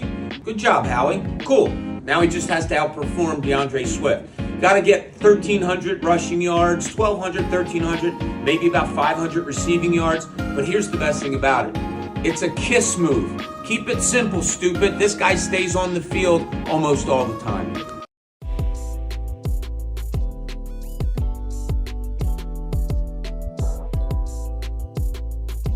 No, it's not my typical, I know. But I went with a salad. Did you make it? Yeah, I made it. Some farmer's cheese, hard-boiled eggs, cucumber, roasted red peppers, which I love. It's got some beans in it, some avocado in it. It's got a little bit of everything in it. What do you have to drink? Oh, come on, my mini Coke Zeros. You have two? I got, of course. I should have just gotten one, but whatever. I remember going to a Phillies playoff game. My dad took me, and they lost, and it was a real disappointing loss. So we're getting ready to leave, and my dad didn't drive, so of course we had to do a subway to a cab to a high-speed line to another cab, you know, just crazy. But we go to the bathroom before we leave, and I'm a young kid. I'm like not even 10 or something like that. There's this drunk guy in the stall next to me, and my dad's standing next to me. So, you know, I'm kind of embarrassed to be in the bathroom with my dad in the first place. And now we got this drunk guy next to me, and he goes, "Those bleeping Phillies, I swear there's more blanks than there is peeing in here in their clubhouse." And I was like, oh my God, this guy just cursed, and he used the D word, and my dad's standing there. I would tell you, no athlete has to apologize to me. And then he wanted to come back. No, he got to apologize, and it was a great apology. I like that he addressed it immediately. He did not owe me a thing. I do believe we are obnoxious as a fan base. We are. And I believe and he was obnoxious for saying it on his way out. And he was. So then he fits with us perfectly. Right, exactly. I'm glad he's back. I like this Kenny Pickett move. It's one of those low-risk, possibly high-reward type of deals. I think the most realistic path is he develops more here. Another team wants to take a flyer on him, and you flip him maybe for a second-round pick, kind of like they did A.J. Feely back in the day. Love the move. Purdy's on the shelf. Dak's on the shelf. They're all there sitting on the same shelf. Nobody is elite over any one of them. I think Jalen Hurts could be. I don't disagree with you. He could be the best quarterback in the NFC. He better sure as hell prove it to me that everything he's got at his disposal, and that we agree with. To his credit, I don't think Jalen looks for excuses. But I also want to see that Brock Purdy has got the resources at his fingertips. Anything that says, well, look at what Brock Purdy's got going for him. Jalen Hurts has got it too. Bust out Phillies name, Antonio Alfonseca. Tyler Goodell, TJ Bond, Sota Gucci. Antonio Bastardo. Jim Eisenreich. Casper Wells, Dane Sardinia, Paul Hoover, Joe Bassini. Dave Buchanan's been my answer for years, and now he's not a bust-out name. Tyler Goodell. Ramon Avilas. Oh, RJ Swindle. RJ Swindle's a great one. 50-mile-an-hour curveball. He was terrible. I'm going to give you Michael Stutz. The reliever, Wilson Valdez. I mean, Andy White, Andres Blanco. Oh, Wilson Valdez. Great one. Most random Phillies player I can think of, Ricky Jordan. Most random Philly? Ricky Metallico. Who else? Ricky Metallico is a bust-out name. BJ Rosenberger is a good one. Yeah. Ross Globe. Oh, Jeff Manship. He was here for a hot minute. Ronald Torres. Most people remember him as a Ranger, but Mr. Michael Young was actually on the Phillies. Sota Gucci. I guess that's it. I guess that's it for bust-outs. All right, the biggest thing I came out of spring training with is that there is no drama. I mean, you think about the Phillies, there's not a lot of spots open on that team. But the main thing is that Kincade Salciunas, I already offended a Phillies fan by asking a question about the core. I'll tell you what that is all about later on this segment. Making friends and influencing people. Oh, always, because God forbid I'm not saying that they're going to win the World Series every single year. But joining us right now on the Comcast Business Hotline from the Inquirer, Inquirer.com, does a tremendous job covering the Eagles on a daily basis, and he is down in Orlando for the owners' meetings. That, of course, Jeff McLane. Jeff, how are we doing today, man? Good morning. So what were some of your takeaways yesterday, Jeff? You were able to speak with Howie Roseman. I know he didn't give much of an update on Hassan Reddick, but he's still bullish about this offseason, and he's saying that they're not done yet. Yeah, well, I mean, it's not just that he's saying it. I mean, if you look at his history, you know, Howie doesn't sleep until, you know, the 53-man roster is required to be cut down to. So, I mean, as we've seen in previous seasons, he will find ways to make moves, whether it's via trade. Obviously, the draft is still coming, and those trades or, you know, free agency signings may happen right up until the start of the season. Jeff, do you believe that we got any sort of window into the soul of Howie Roseman this offseason by the strategy that maybe he was feeling a little more anxious, desperate, aggressive? Like, what do you think prompted the change in philosophy? Well, and as he said yesterday, and I you know, even when it happened, I think I was like, definitely, I wouldn't say touting this, but like explaining that this was not really a stretch or change of his philosophy. I mean, yes, typically they're not going to pay running backs, but we're looking specifically at that position. But like as he was on the staff when they gave Brian Westbrook a second big contract. He was the one who led for the second contract for LaShawn McCoy. They paid him at the time $9 million a year. If they have a guy that they think that's, you know, willing to get, you know, maybe more than they're typically used to spending, they'll spend the money. And this is a guy that's going to be a three-down back for them. This is a guy that they're going to ride for 2 years. I know it's a 3-year deal, but like 2 of the years are guaranteed. Maybe it's more than that, but definitely 2 of those years that the guaranteed money is. And if you look at the salary cap expenditure, it's not that egregious compared to what they're spending in other positions. There's $12 million a year.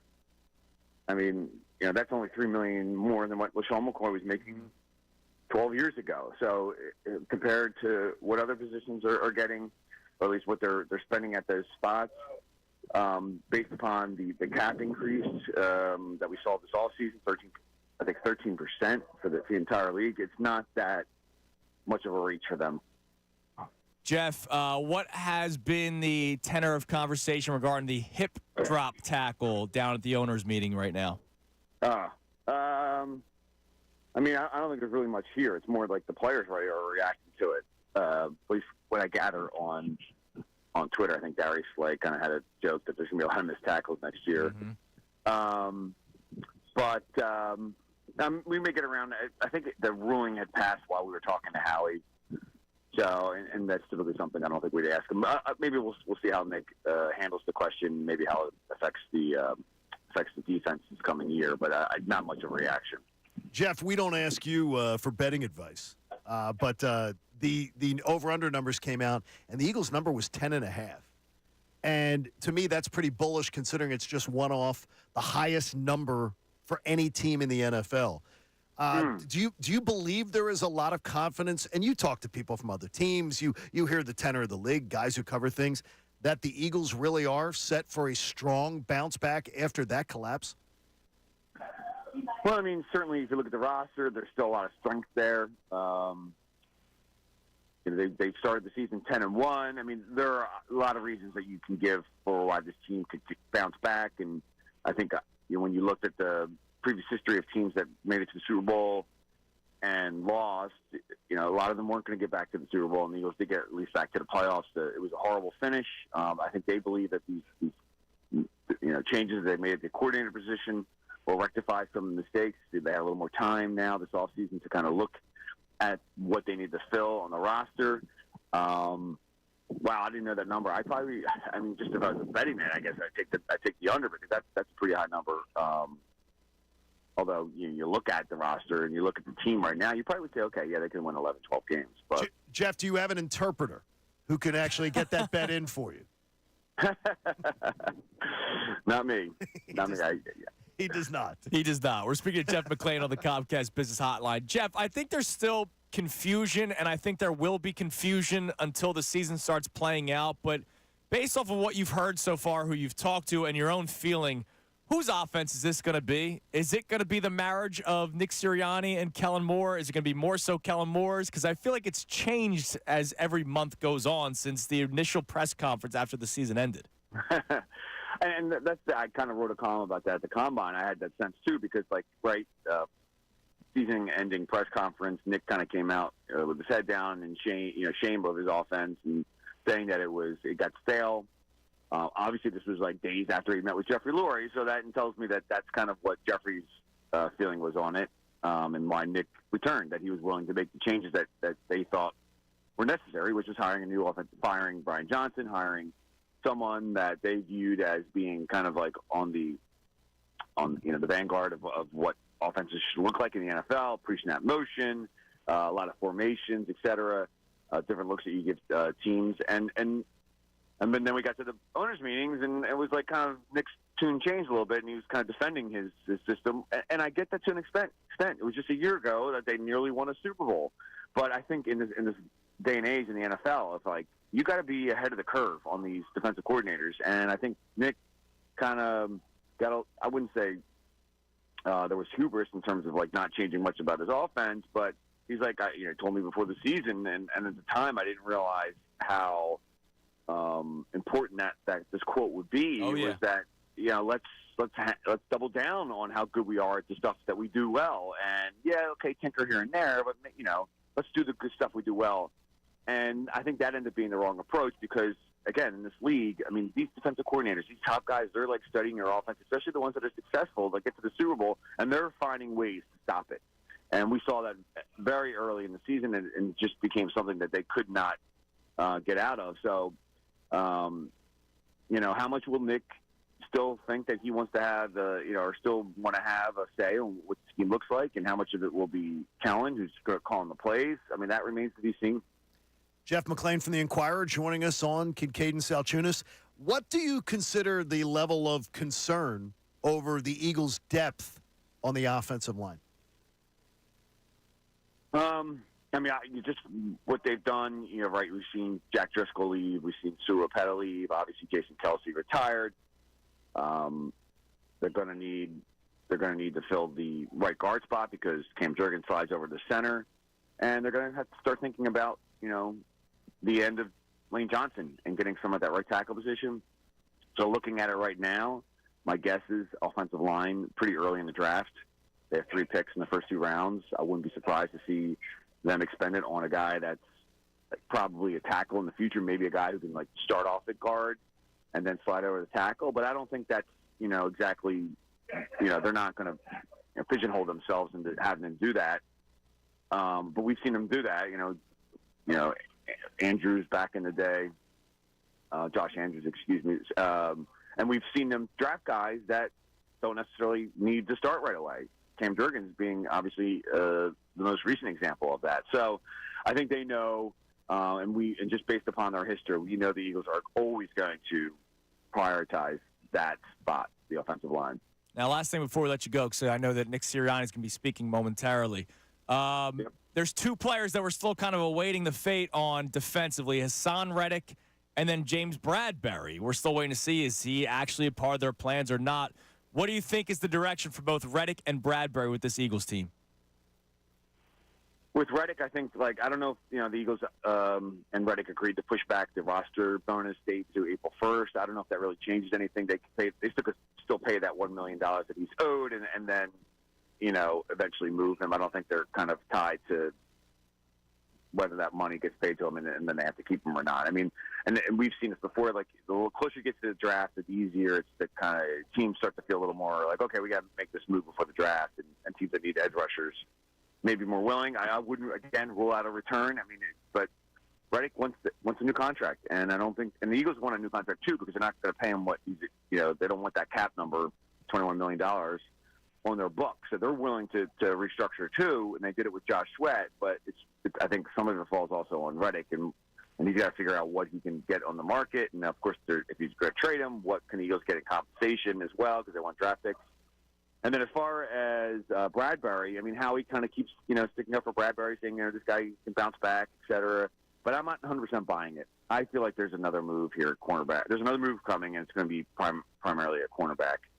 I think it's about time that you see Howie making a trade, or whether they invest a draft pick, early draft pick in the position. I just don't think they haven't done much to the position. I just can't see, based upon what happened last year, that they're going into the season with Darius Slay, James Bradbury as their starting outside cornerbacks. Maybe that's what ends up happening. But knowing Howie, I don't think I entirely buy that. Jeff, you're the best, man. Thank you as always for coming on. Enjoy Orlando as much longer as you have down there, and tell Nick Sirianni we said hi, okay? No, I will. Thanks, guys. Thanks. There he is, Jeff McLane from the Inquirer, Inquirer.com. Nick Sirianni's going to be speaking momentarily, so they don't have the cameras. It's the No, breakfast. they just sit around the breakfast. Yeah, and they talk. So we'll follow Jeff McLane's tweets and all the other reporters that are down there to see what Nick Sirianni is saying so far about this offseason. Speaking of Nick Sirianni, coming up next, there are two quotes I'm going to read to you. One of which about Saquon Barkley. Sirianni obviously very excited about having Saquon Barkley. And also a quote on losing Jason Kelce and Fletcher Cox. They were both by Tom Pelissaro. So I'll read you those coming your way next. You can climb in via the text line or on the phones at 610-632-0975. 2024 is a make-or-break year for who or for what. And I told you I've already offended a Phillies fan based off of my question. We'll discuss it next. It's Kincade and Salciunas, 97.5, The Fanatic. The Eagles. You can get your...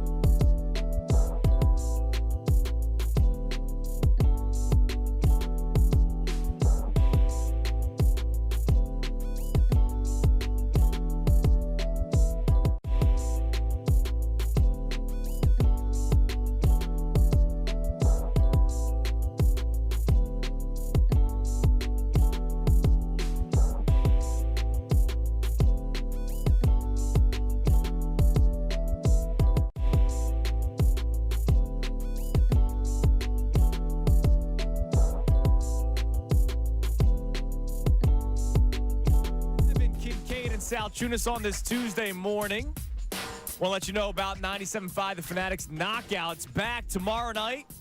And if you call in right now, 215-263-0975, 215-263-0975, we'll take caller number 5, and you'll win a pair of tickets to see the Sixers take on the Clippers tomorrow night. And then after the game, you'll head to the court to battle your favorite Fanatic hosts in Knockout. Visit 975thefanatic.com for complete details and another chance to win. It's presented by Ferguson HVAC, your Delaware Valley Train heating and air conditioning distributor. Visit train.com to find a dealer near you. White-soled sneakers for participants. Yes. Last year, we had a couple people who didn't follow directions. They could not get on the court. I was planning on wearing heels, but I'll go with the white-soled shoes instead. Sneakers. All right, so we mentioned that Nick Sirianni was going to be speaking at the breakfast table. We didn't realize that the Eagles would be providing a camera and audio. Here's head coach Nick Sirianni. It's been a similar process here with Saquon. And the week you had a few months to work with him before. Curious, what's that process been like getting to know him? And then can you explain a little bit maybe how it's different than it was with Ryan or Shane, or if it's kind of the same role or dynamic you guys have? He's unbelievable. I really enjoy working with him. Everybody that is from that Boise, I've worked with a couple guys from that Boise tree. You know, two guys at Indy, Clayton Adams and Chris Strasser, who I thought were outstanding coaches. You know, they were coaches there when Kellen played there, and so I just have so much respect for Chris Peterson, their coach that they kind of grew up under, and they just know football. They love football. They have great thoughts about football, and that's why we hired Kellen. And you know, just he's done an unbelievable job so far of just directing the ship, and you know. I just got a lot of respect for him, and I'm happy he's on. Just like Saquon, I'm really happy he's on our team. A lot of the running backs have had like 50 catches. I don't think you get into. I don't even think we know that yet. You know, and there's a lot of concepts that are very, very similar. But I hired Kellen to do a job, and we'll mesh things together. Just like I said right from the beginning, things will be. You know, we'll have some good things that we've done here in the past. He's going to bring some new elements to it, and. But to say 27% is going to be this, you know, there's a lot of similarities within it too. And so, but Kellen's just doing a good job of leading the offense, and we're really excited about that. A lot of the running backs with Kellen Moore have had. How is the process different than it was when you were building out the offense with guys who you had already worked with before? Similar process. A similar process. You know, I would say as of right now, I haven't been in there as much. You know, I obviously have other obligations, and you know, those guys have similar process. I think you ask somebody around the entire NFL, everyone's going to have similar process in the off season, and those are processes that you try to perfect as you go on, and you know, of what you do, and but it's similar. You mentioned the thought of meshing the offense. How do you go about that? Trying to figure out what from each you want, and like what's the actual way you do it? Yeah, again, just going through the entire, you know, watching all the tape, going through all the playbooks, going through all the teach sheets, talking through it. How can we do this better? Just the, you know, very similar to at the end of the year, you evaluate everything that you did and what was good, what was bad, how can you do it better, how can you do your good things that you do even better, and how does it fit into, you know, how we're calling things, right? So whether are we going to call it this? Does it make sense to call it this? Does it make sense to call it that? So it's just a process that you go through at the end of the year. Yeah, you know, again, without getting too much into that, like, it doesn't serve us well to give you guys all. I know you guys want all the answers right now, and that's your job. I mean, I respect that, but it doesn't serve us well to put those answers out there until Brazil, right? I mean, I'm just telling you guys right now, I'm not going to give you a lot on that. I'm going to be very vague on this, because for anyone to know what we're running and how we're running it or how we're calling it, it doesn't serve us. It doesn't serve us well, and so we'll keep some things close to the vest. But like I said, Kellen's done a great job so far, and you know, he really gets along well with our guy. Doug's done an unbelievable job so far. Really got a lot of respect for Doug. our new quarterback coach, and excited about how everything's coming together. In terms of the vision at running back, with Kellen, a lot of guys get about 50 catches. What's kind of the vision at running back with him that maybe changes a little bit of how y'all see it with Saquon? Yeah, we've had different styles of running backs, and if you're speaking of just on catches, we've had different styles of guys of, this year was a little bit, as far as our receiving back, was a little bit of a mix between DeAndre and Kenny. Saquon can do all, and both those guys do a good job too, and that I just mentioned, but Saquon can do a lot of different things. We've had a lot of experiences with backs in the past, whether it be Danny Woodhead, whether it be Naheem Hines, Kellen with different guys that he's had. So to say, hey, he's gonna get 50 catches, 60 catches, 70 catches, we're way too early for that.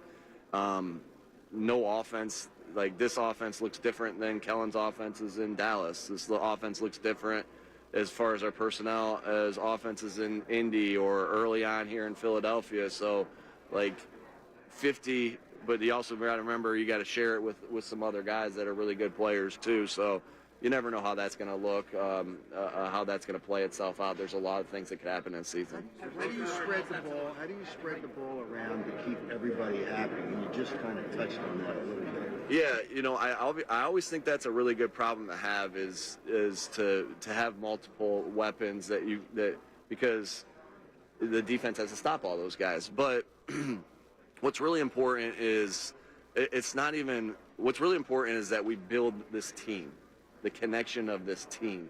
And I'm getting to why I'm saying this, Howard, because when you have all these different talents, when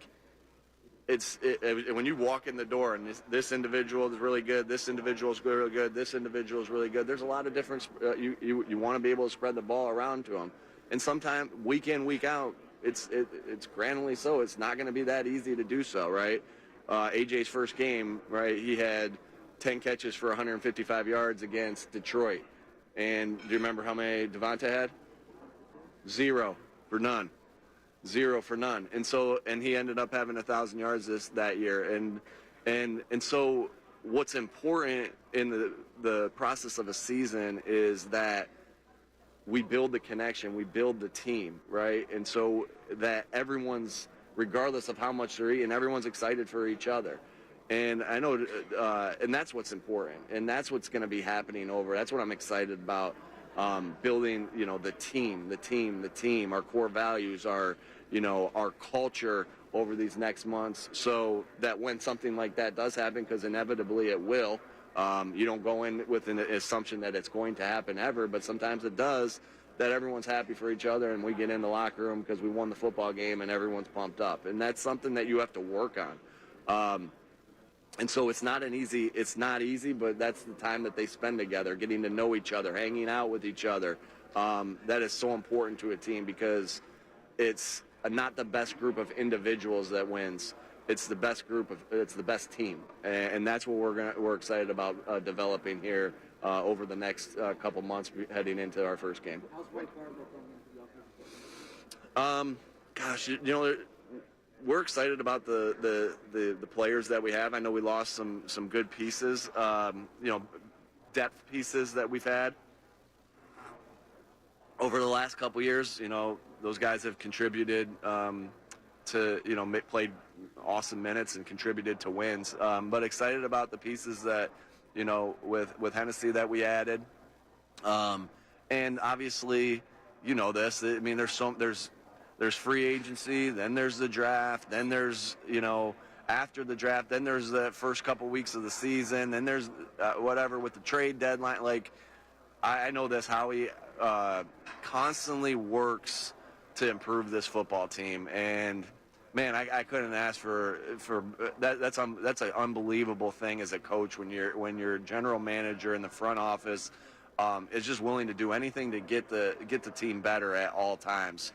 That makes you, we always want to work hard. It makes you even want to work even harder for him because he's doing so much to help us out. So we know it's a long way away to being a finished product at the offensive line because we know where there's so much more time to add guys. And so But as we sit right now, I like our guys. We got guys with major experience, right?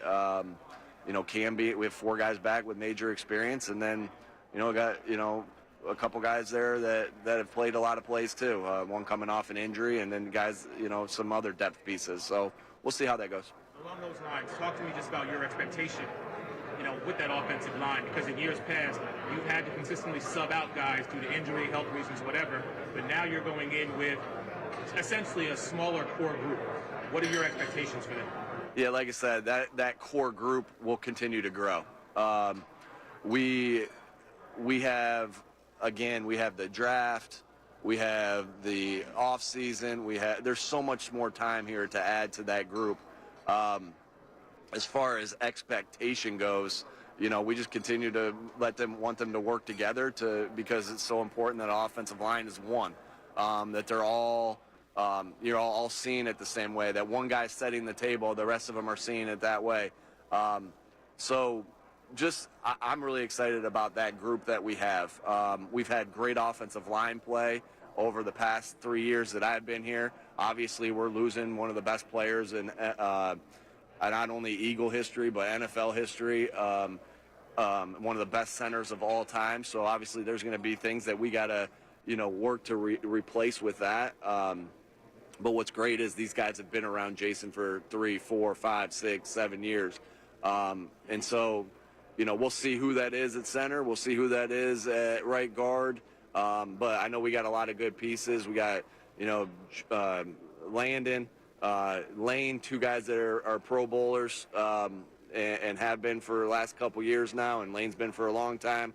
Jordan Mailata's played a lot of good football. Cam Jurgens got a lot of good minutes last year, and we'll see how the rest of it plays out. Steen has a lot of different qualities to be.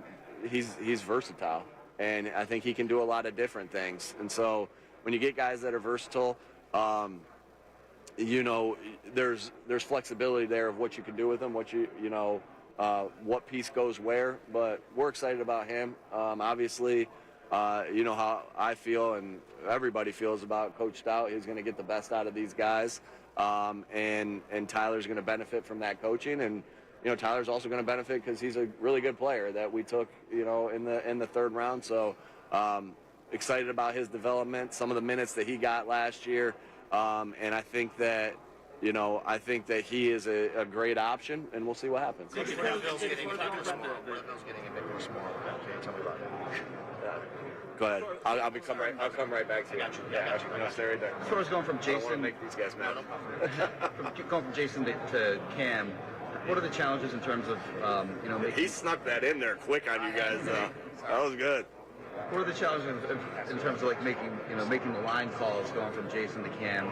And will Cam, actually you said we'll see what's going to happen at center. Is he not definitively the starting center? And will he make the line calls? I don't have to make that decision anywhere near for a long, long time, and so we'll see. We got a lot of time. We got walkthroughs to go through. We got a lot. we got walkthroughs to go through. We got training camp. We got OTAs.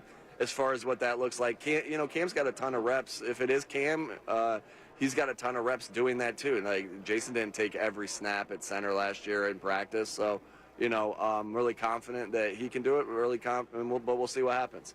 Nick Morrow. Yeah, thank you. I just thought really tough player that gave everything on every snap. I'm excited for his new draft.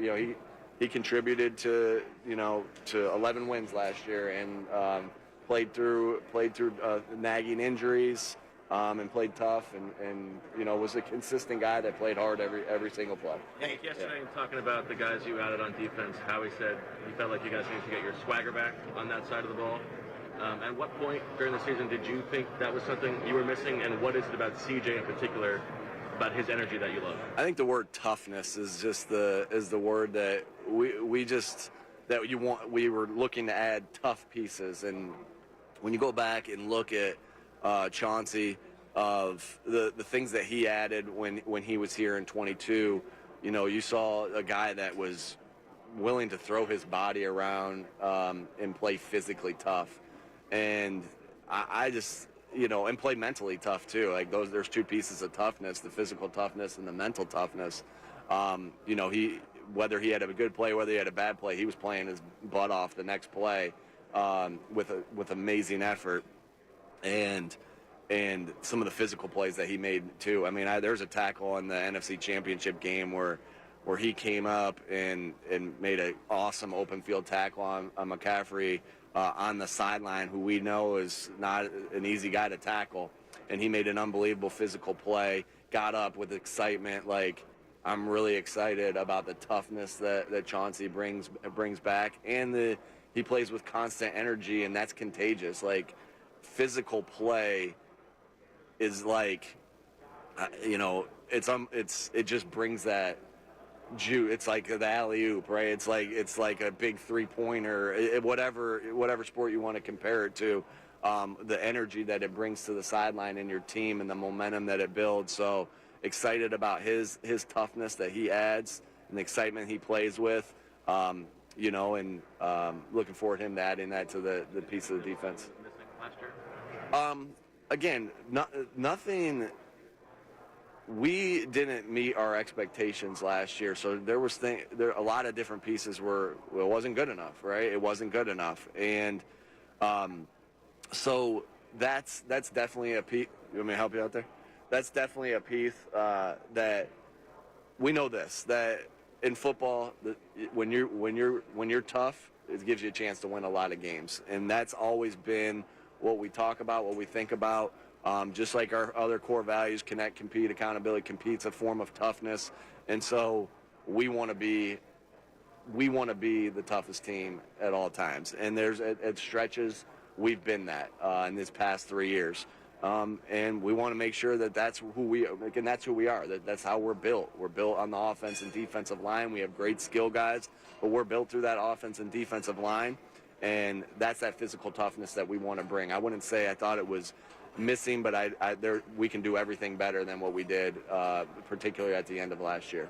Hey, Nick, in what ways was your relationship with Jalen tested last year, and what efforts have you made to mend or strengthen it this offseason? I think the relationships, as far as that, it's, when you're going through tough times, all relationships are tested, right? When you're going through stretches where, so that's not just my relationship with Jalen's relationship with everybody, and that's everybody's relationship when you're going through rocky times as far as your results. But we stuck, you got to just stick to the process of what you do and understand that your process will take you through, and eventually if you got the right pieces in place, that will help you break through. So we're in constant communication. I try to be in constant communication with all the guys on our team, because it's not just my relationship with the quarterback that's important. It's my relationship with the entire group, and it's their relationship with each other. Because we're gonna be watching. I know we're all watching March Madness now, and the teams that are in the Sweet 16. Right, I just saw something with Coach Smart at Marquette, and they're like just talking about the love that he has for his team. Like, teams that do well in sports are the teams that are the closest, the teams that are, the best teams. And so, like, that's what you're trying to build, and you're trying to build that with the entire team, and you're hoping the team's building that together as well. So that's what we're focused on. Obviously, my relationship with the quarterback, with Jalen, is highly important, but his relationship with his offensive line's important, and the offensive line's relationship with the defensive line's important, and Kellen's relationship with Kevin Patullo is important. It's all important, and it all matters.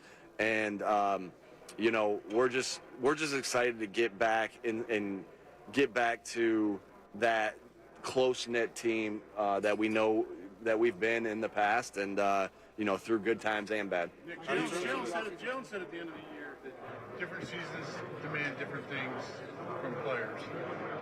You guys have lost two leaders, especially on offense, Jason. Is there a different demand on him in that regard, do you think, going into this season? Yeah, leadership's going to be really important. It's going to be really important, especially when you lose two guys like Jason Kelce and Fletcher Cox, who I can't say enough good things about. I mean, the style of play that they've brought for so long, and also the leadership that they brought. But leadership is going to be important, and that's not just Jalen's going to have even more with Jason stepping out. Landon's going to have more. Jordan Mailata is going to have more, and it's going to take a lot of guys to fill the void of the leadership on the offensive side of the ball that Jason Kelce provided, and so that's important. That's just as like talent is so important, right? We know that talent's so important, but your culture and your leadership, I mean, those lead to special things, and so excited about the new opportunities that some of these guys get to voice, because the leadership has to come from somewhere. When there's a void from one spot, it's going to have to come from somewhere, and I'm excited to see who steps up. I know Jalen will step up. I know Devontae Smith will step up. I know A.J. Brown will step up. I know Landon Dickerson has very special leadership qualities that I'm excited to see.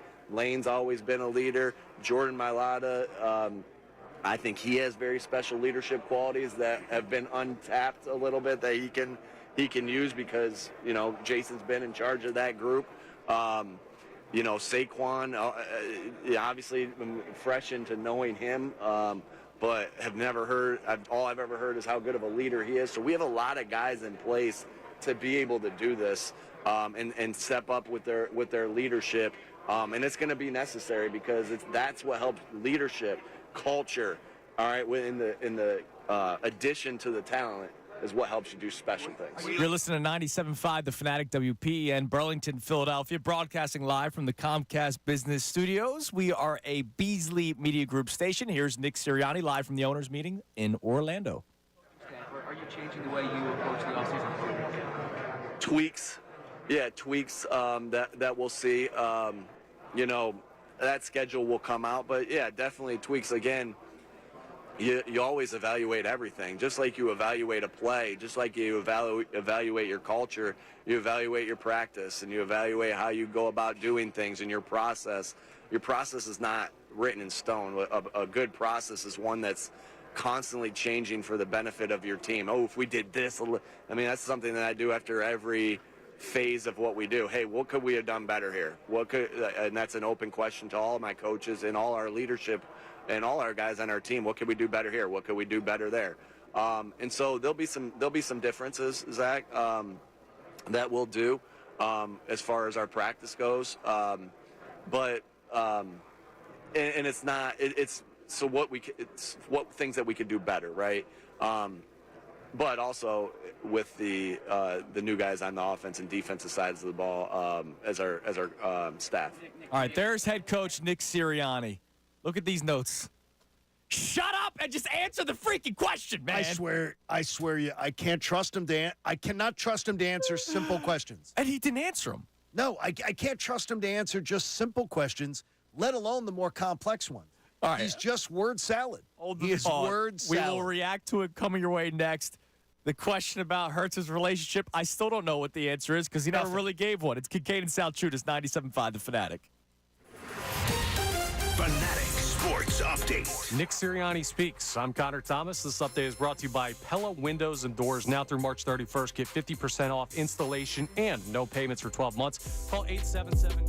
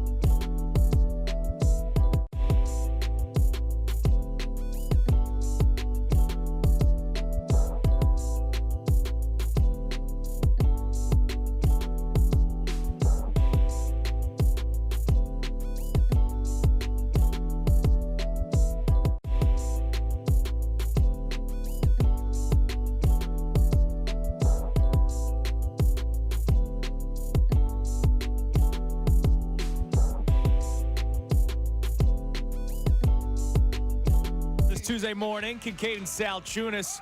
We were just listening to Nick Sirianni. They're down in Florida. The whole league is for the owners' meetings. We had Jeff McLane on earlier today, and now we just heard from the head coach, and still core values and dribble and nonsense and nothing I really enjoyed hearing. We haven't written down our core values. No, we haven't. For this one, and we will not refer to them that often. He loves his core values, man. Connection, connectivity, blah, blah, blah, blah. And he spits them out. He knows them off the top of his head now. That's because he doesn't know the answer to the questions that are actually asked. So there were a couple of things that I took note of, and I would love to hear what you grabbed out of it as well. One of the early ones was about Kellen Moore. He said, I hired Kellen to do a job, which I still don't buy. I don't buy it at all. I don't, like, if you almost weren't brought back. I don't buy that at 1%. No. Do I believe he had say in it, like had input into it? No. Yes. So I do believe input, he had yeah. Oh, input, yeah. Yes. And you know what the input was? Do you want to solve a job? Yes. All right, then that's what he did. Kellen Moore's the OC. But they asked him about the offense again. And remember, post-collapse, the press conference was, I'm the head coach of the football team, Kellen Moore's offense. And then all of a sudden you start hearing whispers that it's going to be a combination. We're going to blend. He just said again today that they're going to mesh things together. We have done good things here. Kellen's going to come and add new ideas. He did say he will lead the offense, but he still wants some of the things that he has been using. And look, I get it. If you have strong beliefs, yeah, of course. But those strong beliefs that you had last year, your offense became predictable. Your own players in your locker room went to Derek Gunn and complained about the predictability of the offense, and yet you want to keep those? If Howie Roseman and Jeffrey Lurie allow Nick Sirianni to insert himself enough that it keeps Kellen Moore from doing what he's done in his career, which is when he has a healthy quarterback, he has a top 4 offense. Yes. Like a top 3 offense. If they allow Nick Sirianni to derail this, that is absolutely reason for them to be ashamed of themselves. Yeah. Because Nick Sirianni does not have to have input on Kellen Moore's offense. No, he does not. He has to understand it. Right. He has to understand how to use it because he's going to make decisions on a 4th and 1, things like that. Right, exactly, on what Kellen Moore does. But that's it. Right. Kellen Moore is the one with the resume of offensive success. Yeah, you brought him in to run the offense. You brought in Vic Fangio to run the defense, correct? Like Sean Desai and Brian Johnson, they were both first-time coordinator. Well, Sean Desai's second-time coordinator, but still very young. A 1 year. A one-year guy. So I don't blame Nick Sirianni for wanting to be involved as much as he was with Brian Johnson. He was a first-time OC. Absolutely. Even though the Matt Patricia move completely blew up in their face, when I think about it, I get it. They didn't trust the first-time or second-time defensive coordinator I got when that. things started to look like they were falling downhill a little bit, even though that move completely blew up in their face. You brought in Vic Fangio to run the defense. You bring in Kellen Moore to run the offense. I have no idea You don't why. mesh your ideas that were stale last year. Your ideas were a part of a 2-month collapse. It's weird. You and I both reacted to the same thing as Unreal. being the worst part of that breakfast. The worst part of it. I now don't want to eat breakfast. Oh, I brought you some after pizza. hearing that. The You other brought thing, pizza, yes. the relationship question with Jalen Hurts. Oh gosh, and he can't answer it. He can't answer it. So here's well, to his credit, Jalen didn't answer it either. Yeah, it's true. All relationships are tested during tough times. That's what he first said, and then he went on with as long as you stick to the process, eventually you'll break through. What does that mean? Stick to the process. Stick to the process. I remember Jalen Hurts saying in a press conference, you can't expect different results when you practice the same way. You can't practice the same way and expect different results. He said that. Hurts himself said that during a post-game press conference. Well, if he's saying that, does that mean you should change your process up a little bit? He talked about how he always has constant communication with Jalen Hurts, and that's great, but he didn't answer the question. No, he didn't. He didn't say we're good. It's because he can't. And it's also, too, maybe we got a little bit of an issue because of the fact that when Jalen Hurts was twice given the opportunity to give him a vote of confidence and say it, he didn't. He didn't. All right, so we'll continue to react to this. I see a tweet from Philly Ball. He says, we're 2 days from opening day. Don't worry, I have some Philly stuff that we'll get to too. But when the head coach, a ton of Phillies when the head coach of the Philadelphia Eagles speaks, and once again, here's the tweet. I just listened to Sirianni talk out of his ass about practically nothing but nonsense. Well, you know what? That's why we play it. That's the because truth. that's the problem, Philly ball. The problem is your head coach of the football team that has a star-studded roster, has a great OC and a great DC, can't figure out how to get out of his own way, meshing the offense. Your offense sucked. Oh, God.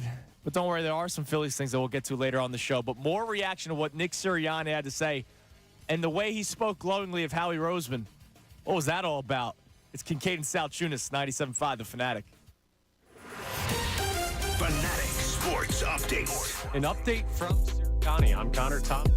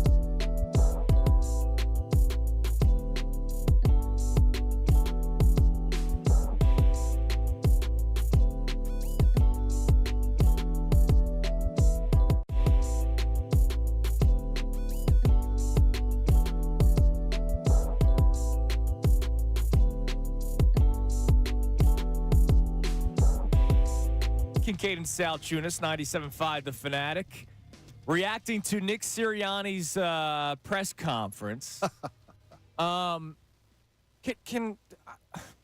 You would think that somebody would have sat down with him at this point and said, just get the answer out. Just spit it out. Spit it out. No, but here's what I don't understand. They have very talented PR people. Oh, Brett Strostracker's great. They really have some great people. I cannot believe that they have not managed to coach him up better. Because here's the deal. So one of the answers that I didn't get to last segment. So the two things that we discussed so far. He talked about Kellen Moore and how it's going to be a mesh of the two offenses. Which made me cringe. Which I hate. He refused to answer how his relationship is with Jalen Hurts. So he was asked about spreading the ball around. Which, look, I don't care if A.J. Brown has 15 catches in a game as long as it's the reason why they're winning, right? That week, that might be the call. Yeah, it might be. So he can't just answer the question and say, yeah, we have a lot of talent. You know, we're going to make sure A.J. gets his and Saquon gets his and Devontae gets his. He talks about how we're working on connection, building the team, our core values, and then he gave all his core values. Gotta have those, yeah. Happiness and hanging out. This was all in response to spreading the wealth offensively. Which doesn't make sense. It's not an answer. And here's the one thing I know. Hanging out. What? I've said it before. I have zero concern that when Kellen Moore comes in here, his offense is going to spread the wealth. Right. Because he has a resume of doing it. Stay the hell out of the kitchen, Nick. I don't get it. I mean, he does it, and he can't even answer a simple question like that. That's what drives me crazy. And that's a simple question. It makes you think sometimes, is this guy making the right decisions in game if he can't even answer a question at a press conference? I said it to you yesterday. My biggest issue is I don't trust the strategists. Now, he's excited about the offensive line. Okay, that's good. Jason Kelsey, which is great. Now, there's some things that he's not going to answer, right? And I understand Truthfully, that. I get it. But one of the things that just give the freaking answer. Just say, yes, we missed him. They asked him about the swagger on defense. Howie Roseman said yesterday they missed swagger on defense. Straight up, he said he's the general manager of the Eagles, said that we missed swagger on defense, which is part of the reason why Chauncey Gardner-Johnson's back. He's a talented player, but he also brings a different mentality. Likes to hit. Yes, brings a different mentality.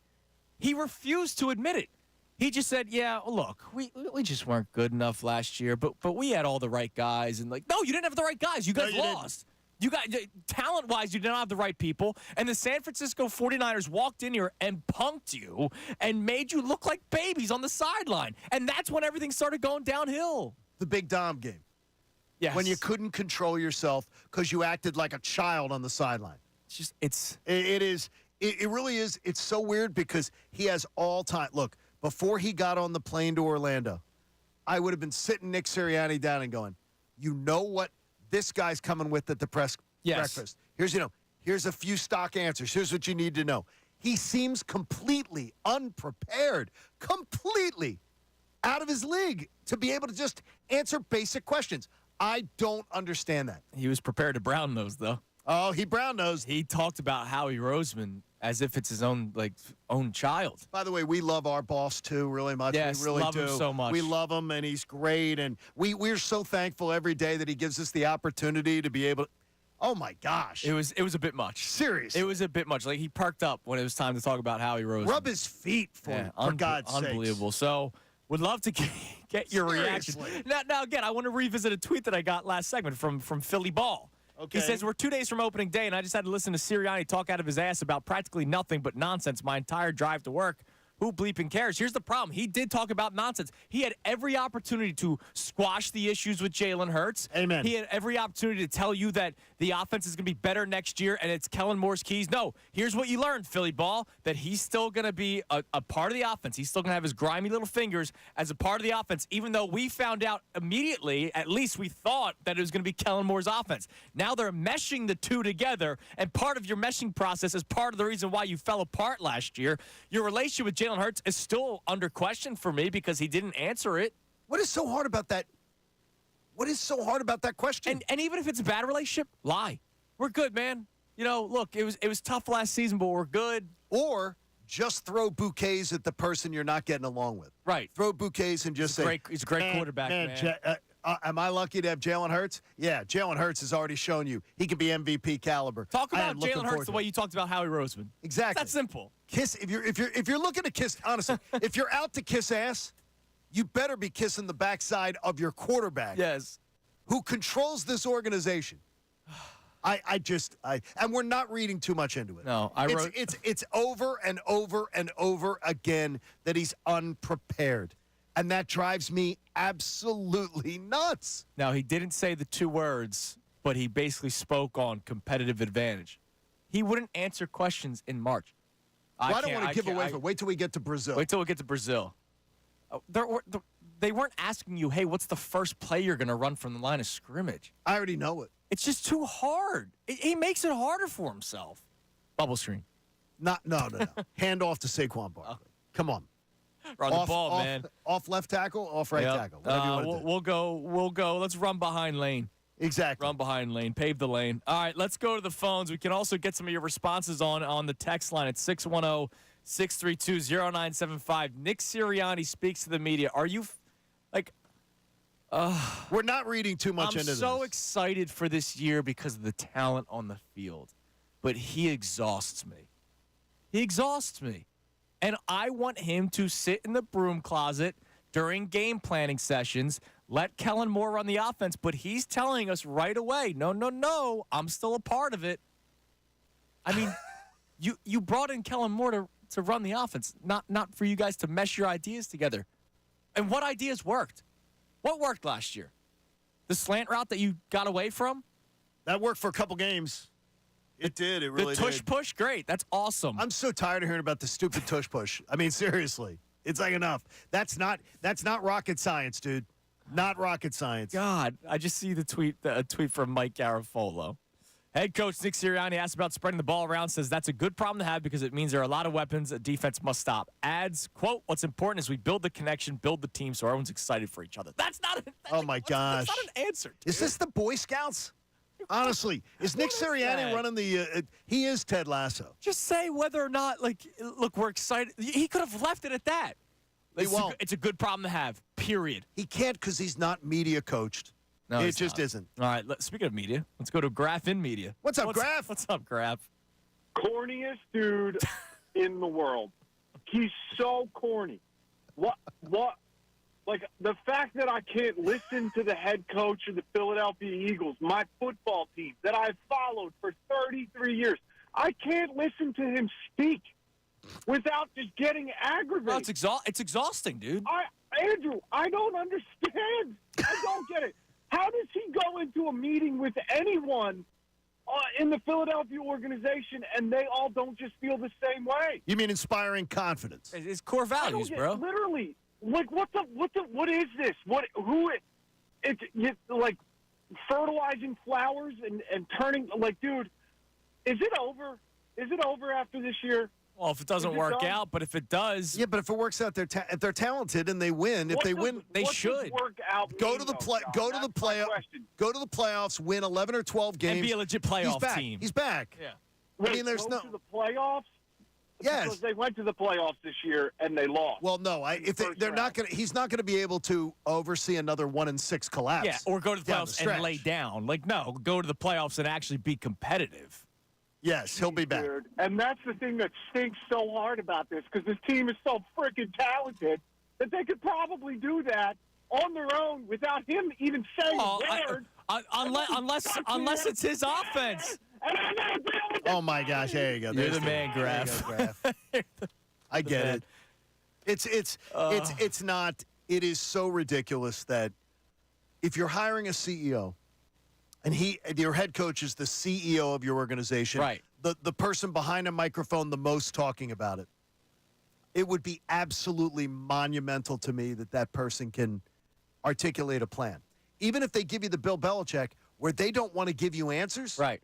But he can still, Bill Belichick could at least tell you what their agenda is, Now, he's not going to get into specifics. Or just do next question. I don't need to hear, come on, man. I get competitive advantage, man. Like, shut up. Competitive advantage. Like there's the Cleveland Browns? Cleveland Browns are there waiting going, monitor the Sirianni press conference. Now, we're gonna find out something about the game plan from Sao Paulo. Right. Forgive my gosh, it's so timeline. dumb. Were you were not here on the Fanatic yet when he first got hired, correct? No, I was. You were. Okay. I was my first day. Doug Peterson was the day after Doug Peterson threw the game against Washington. Okay. My first day was the day that off of that where Joe Judge ends up crying like a baby and all that. That was the worst. It's a great day to start. He's a local guy. Nobody said anything. Yeah, exactly. He went to school here? He went to school here.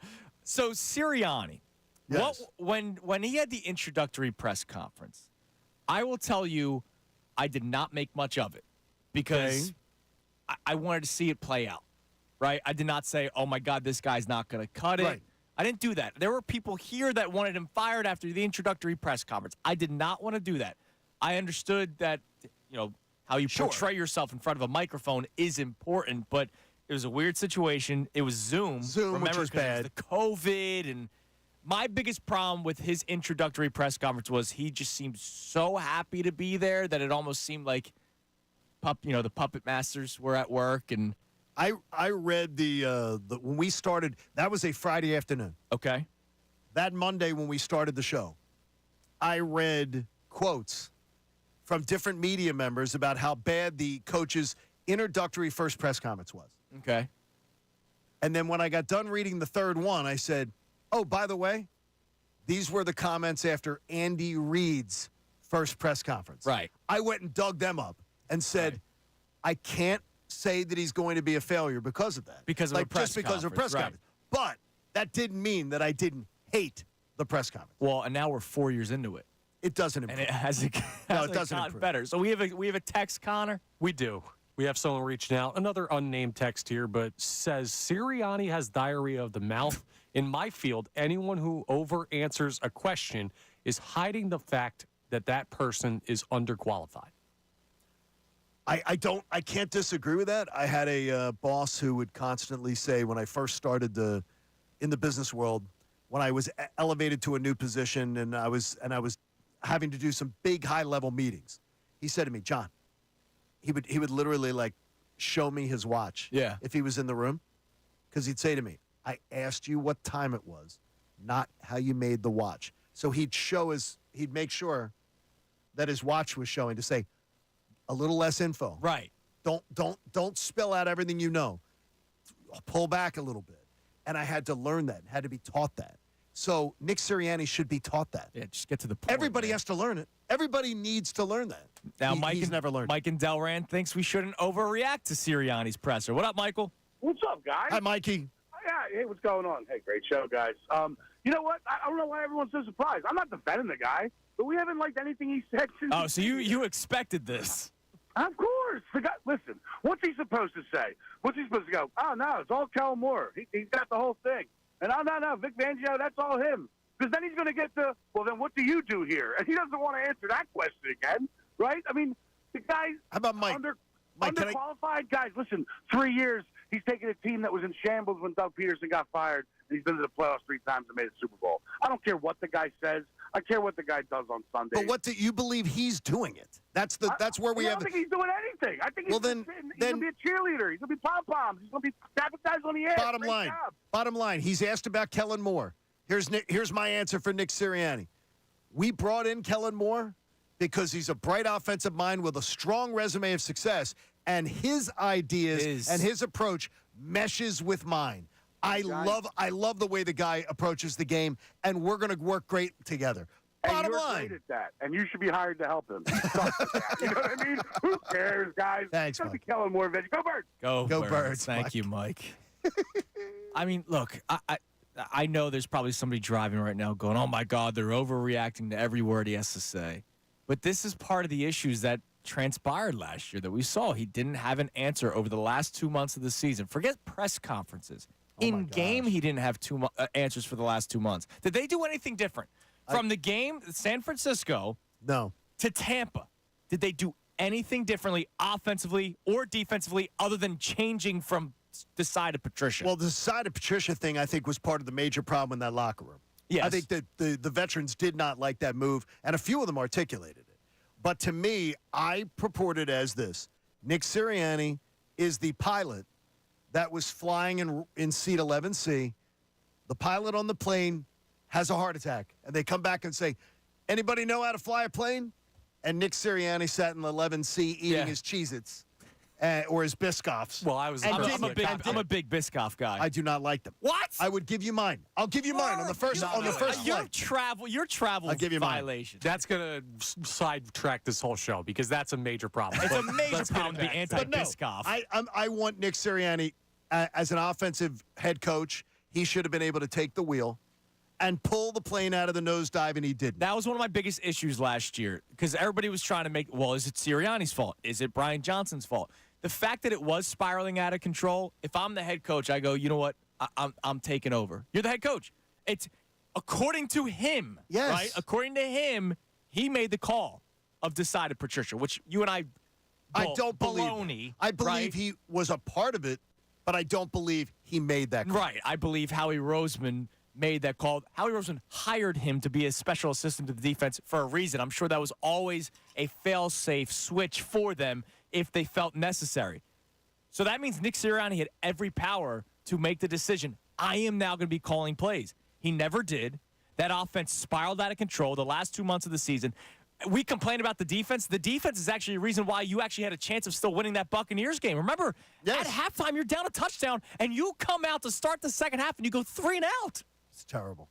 No, it's terrible. And he's going to try to mesh ideas with a successful offensive coordinator with these weapons? Let Kellen go to work. When Kellen has had his quarterback for full seasons, he has an average top 3 points scored offense. Stay the hell out of the way, Nick Sirianni. Let's go to Chris on the cell. Chris, you're on the Fanatic. Hey, hi, guys. How you doing? Good, Chris. What's up, buddy? Every time I hear Nick Sirianni speak, I think of Donald Trump and all the stupid things he was saying. But I don't see his season lasting very, very long, and Kellen Moore being the new head coach of the Eagles. Yeah, but if they're winning, they're not going to fire him. You don't think they're going to fail, do you, this year? Because I do not. Oh, I hope not, because I'm excited for this season with Saquon. I'm from the same area that Saquon Barkley's from, so I want that parade. I want that hometown championship feel. But I can't trust the things that Nick Sirianni just does because it's nonsense. It makes no sense. But you know if they win, they're not going to fire Nick Sirianni. I understand that, but he needs to just let go and let these guys that have the time in that it works. They know it works. The one thing I know is Howie Roseman is going to quote resumes. So if Nick Sirianni makes the playoffs in his 4th year, there'll be no way you're getting rid of him because he's going to go, how many teams made the playoffs in 4 years in a row? Yeah, I mean look at this. He already said that during the last presser. He kept saying, I made 2 of the last 6 Super Bowls. No, 2 of the last 7, but it's all right. And that's unfortunate with Howie Roseman, and that's Howie Roseman's track. He also looks at that, so it's tough. Yeah, it's going to be tough. But at least they're talented, and thanks for the call, Chris. Like, they are a talented team. They are. Like, Nick Sirianni's press conference is not going to be the make-or-break reason why the Eagles make or miss the playoffs. Fair. Right? That's fair. Right, that was our opening topic today. Who or what is 2024 make or break for, right? Like, Nick, that press conference right there is not going to make or break the season. I understand that. It won't.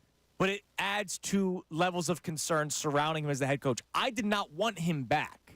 You did not. I did. You gave him another shot because of that success, right? Exactly. I did not want him back for a multitude of reasons. Complaining about the offense is one of them because he had 2 months to try to figure it out, and he never came up with an answer. And now you're telling me, Nick, that you're still going to mesh your ideas that became predictable.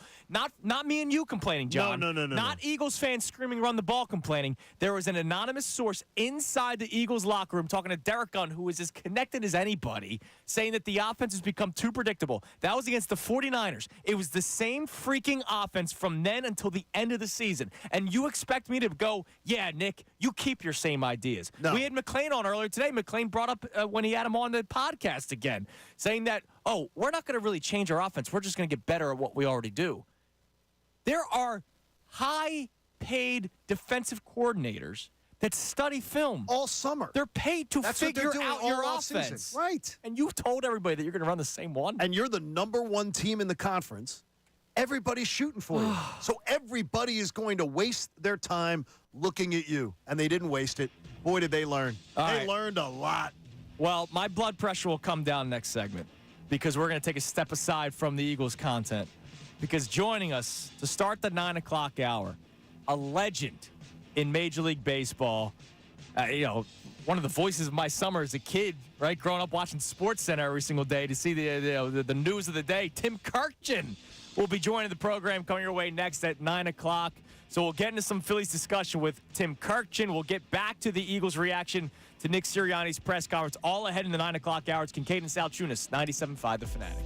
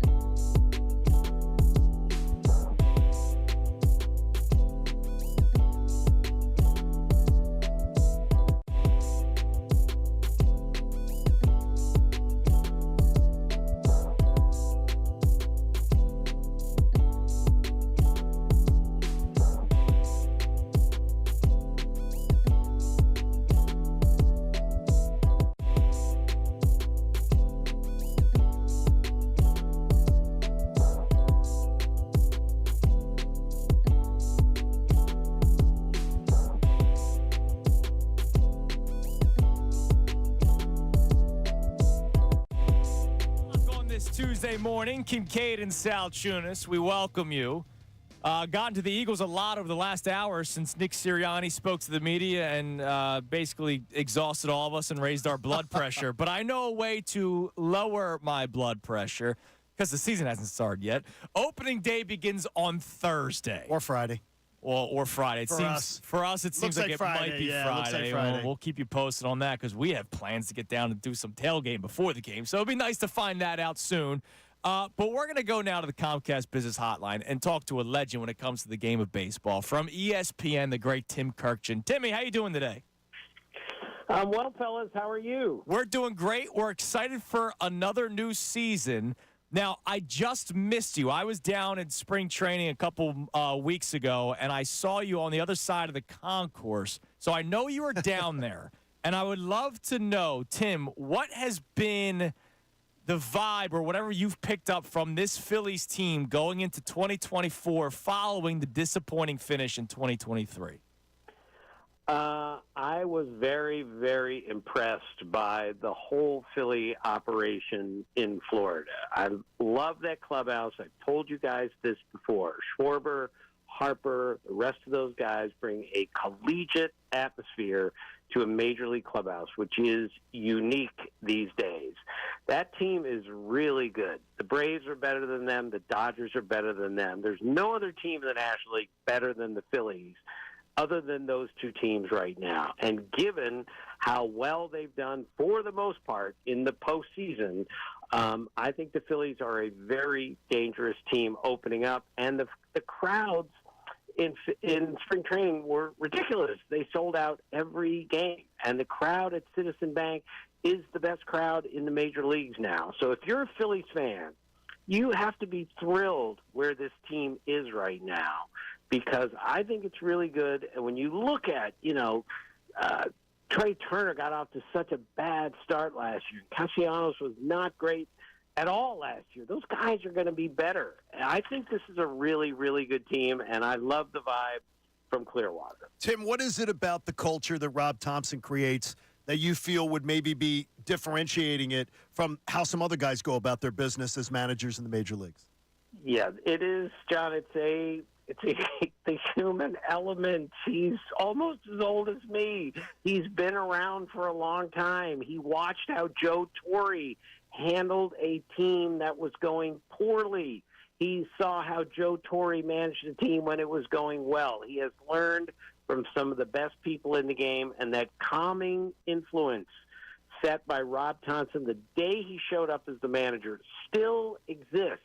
And that is so important when you're playing a game that is this difficult to play, that you every once in a while just have to take a step back and say, we got clobbered today, but we're coming back tomorrow, and not thinking about it. That's the kind of calming influence Rob Thompson has brought to that team. 1 through 3, Tim, how dangerous is the top half? Absolutely crucial that they re-signed him long-term to be their number 2 starter. And then after that, they have a bunch of different options. But Ranger Suarez is a very good major league pitcher who's only going to get better from here. Brad Miller, former Philly, told me last postseason, he said, the one pitcher that everyone needs to keep their eye on moving forward, even though we already know him, is Ranger Suarez. That guy has a chance to be not good, but great. So we'll see where that's their top 3. Now, Taijuan Walker's down. That's not a good sign.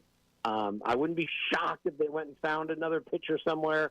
But I like their 1, 2, 3. I think it can match up with almost any 1, 2, 3 in the National League. Tim, we've been debating the wise nature of playing Johan Rojas for 2 months and just letting him throw him out there for 2 months and see if he can sink or swim at the plate. We know he can with his glove. If you talk to the Phillies pitchers, I've told Andrew I believe they would be unanimous in saying, let's give the kid a shot because of that glove. What do you see and what do you hear about Johan Rojas?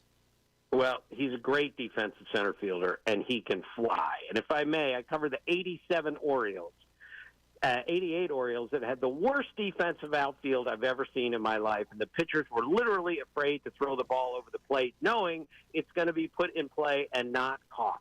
The next year, 1989, they changed their entire defensive outfield. Phil Bradley, Steve Finley, Brady Anderson, Joe Orslak, Mike Devereaux, they caught every ball and every pitcher on the team completely changed his focus because they said, hey, let's put it in the air. It's going to get caught. That's what's going to happen even more when you put a premier defensive center fielder out there. The pitchers are going to have great faith in getting the ball over the plate, making it put in play, because they know if it's in the outfield somewhere, the center fielder is going to catch it. How is the league looking at now first baseman Bryce Harper? Well, I think the league should be looking at him with great fear because he's learned again how to play the position. Granted, he was a catcher at one point. If you've been a catcher and you're athletic, you can move to the outfield and move to first base. I'm surprised how good he's been over there. And most important, and this is obvious, he's healthy now. He's not coming back from an injury to start the 2023 season. It took him a while to figure it out. He doesn't need to figure it out anymore. He's playing first base. He's healthy. He's sitting in the middle of the order, and he's going to have a tremendous season. Tim, as a young broadcaster at the network level, you were always kind enough to, make appearances on my show and lend credibility to it. We have a young broadcaster that has wandered into our studio here. I don't know, is it we're not doing tours today, are we, No, Andrew? but we'll give him one shot to ask a question. Ask a question. This is legendary Tim Kurkjian. You're going to get to ask the question. This is a young kid named Jeff who's with us here. Jeff? Hey, Tim, big fan. Want to know, Kyle Schwarber, do we feel as if he's going to be coming up and be the National League home run leader this year? Jeff, you will refer to me as Dad at all. Okay? My name is not Tim. I'm not your friend. I'm your father. I love that answer. Hey, Dad, how are you? Jeffrey actually is my best friend. I've broken all the rules of parenting. I think you're allowed to be friends with your children. Sorry. Yes, Kyle Schwarber, I wouldn't be surprised if he hit 40 more homers, led the league in homers. That's just who he is. And just go back again one more time, fellas, and look at that season he had last year. No one in the history of baseball has ever had that season with a batting average that low and with everything else that high. It was a first and only sort of season, and that's who he is right now. It works in today's game, and it sure works for the Phillies. So does it break the rules for you and your son to launch a podcast together? Is that part of the, we don't see much of that in sports. I mean, this is great. We're bringing Jeff over from, he's a huge baseball fan, but we're actually luring him over from country radio to do this. Tell us about your new podcast, guys. Well, Jeffrey, go ahead and go ahead. You tell us because you're the one behind this. As you know, fellas, I don't even know how to use my phone as a phone. Yesterday, Jeffrey sent out a tweet. He had to write it out for me in advance, and it included video. Awesome. Sounds like dealing with Salciunas. Yes. I would have never been able to figure that out. So, Jeffrey, you're in charge of this podcast. Well, the podcast is called Is This a Great Game or What? And my dad, has been covering the game for about 112 years. And so we're taking all of his amazing stories and giving him the opportunity to finally just tell them. So our first episode will drop on opening day on Thursday. Nice. And it's an opening day theme, right? All of my dad's best opening day stories. And, of course, there's going to be some lovable ribbing between a father and a son. So this is evergreen. On the show. Evergreen content that Absolutely. If someone picks it up a little late, it's not like, well, that'll be outdated because of the last week. These are great stories. Absolutely. And we also have Chris Young, who is the general manager of the Texas Rangers. He's a former Princeton basketball player. So we're going to have him on next week during the height of all things March Madness. It's going to be so awesome to be able to talk to him about athletes he's seen that have played two major sports. And it's really, really cool to do a show with my dad because I've heard so many of these stories growing up. I always make the joke that I learned who's on first before I learned my ABCs growing up in the Kurkjian household. That's good parenting. Yeah, it really was. And so to give my dad the opportunity in our little podcast, Is This a Great Game or What? To give him the opportunity to tell his stories and talk about the history of the game. And as you're saying, John, that evergreen content is going to live forever. These stories should live forever because the history of the game is so rich. More demanding, Tim Kurkjian or Andy Summers? Oh, more demanding? Yeah, I mean. I'll tell you this much. My dad is so great because he doesn't know how to put it into words. He'll say, can we then cut? Is that the word that you go from one video to the other? Can we cut to me and then cut back? So I would say in that nature, probably Andy, a little bit more demanding, but I would say that my dad is an amazing partner in working on this. Just thank God that I'm doing the tech side of all things, John. Tim, one more thing before we let you both go, because I'm sure, Jeff, you got, what do you call it? It's not a classic rock block. But what's the terminology? We've got commercial-free country. Commercial-free country. Yeah, you know. So I know you're gonna have to get back on the air at some point. Tim, before we let you go, even though this is Philadelphia Sports Talk, we've been following along this Shohei Ohtani story left and right. What's the latest that you've picked up? I know we spoke yesterday. I mean, this story is crazy. This is one of the craziest, most confounding, confusing stories that I've ever seen. I've never seen a story about a player of this magnitude where the story changed so dramatically from one day to the next. But I may be in the vast minority on this, but I listened to him yesterday, and I found him to be mostly believable. Now, maybe I'm the most naive guy in the world, which doesn't help when you're a journalist, but I believed most of what he said yesterday, and I thought he was just going to read a canned, press release from the Dodgers. Instead, I think there was a brief time there where he was actually speaking extemporaneously, on his own, genuinely, and I thought he was believable for the most part. I still have a million questions about all this, but I just don't think he can go out and lie like that when the federal government is all over this thing. If he lies, he's going to get in huge trouble. So, again, I think he told his best version of the truth yesterday, and I thought that came across. So Dodgers, Phillies, Braves all in the playoffs, right? Dodgers, Phillies, Braves all in the playoffs and could get to the playoffs as the three best teams in baseball. That's how good I think all three of those teams are. Well, that's exciting. Tim, listen, thank you so much for coming on. Congratulations on the new podcast. It's going to be great. Get back to the, is the rock block or the commercial-free country almost done? It's never over next to you. It's never over. Jeff, thank you so much. And Tim, thank you very much for coming on today. We appreciate it. Thanks, Tim. Okay, fellas, see you. Bye. There he is, Tim and Jeff Kurkjian. Tim on the Comcast Business Hotline, Jeff on Chair 3. In person. Here at the Comcast Business Studios. The kindest of all my time at ESPN, the kindest insider that you see on your TVs every night, just one of the greatest guys. And I would do Sunday mornings, and every other week it was Buster, Tim, or Jason Stark. Yeah. Oh, and they're all incredible. Those three guys is a triumvirate of class and great at their jobs. Oh, and great conversation. Talking to them. Absolutely. I had Jason on the show when I was down in Clearwater, and then we continued to talk off air. It's just, he loves it's amazing. They love baseball. Their love of baseball. Oh, my God. Do you find it in doing our business, take people behind the curtain a little bit? Mm-hmm. I think guys who are lifers covering baseball love their sport more than lifers covering other sports. Yes. I don't know what it is, though. And maybe hockey. Yeah. But baseball's number one. That just they just want to talk it. And it's 24/7. It's a whole summer. It's the sport of a lot of you, your absolutely. youth, right? I know basketball's growing and football's growing. Where was your Little League, by the way? Where was it? Where did you play Little League? It was Ella Harris Park in Mullica Hill, New Jersey. So you drive by your Little League park? No, because I live a town closer to work than before. Okay, so but I took Cooper to the fields this past weekend. Were there kids were they having tryouts or anything like that? Yeah. Because whenever I drive on Marple Road, and I drive by the old Broomall Little League fields, and I see Broomall Little League, I remember the joy of going there.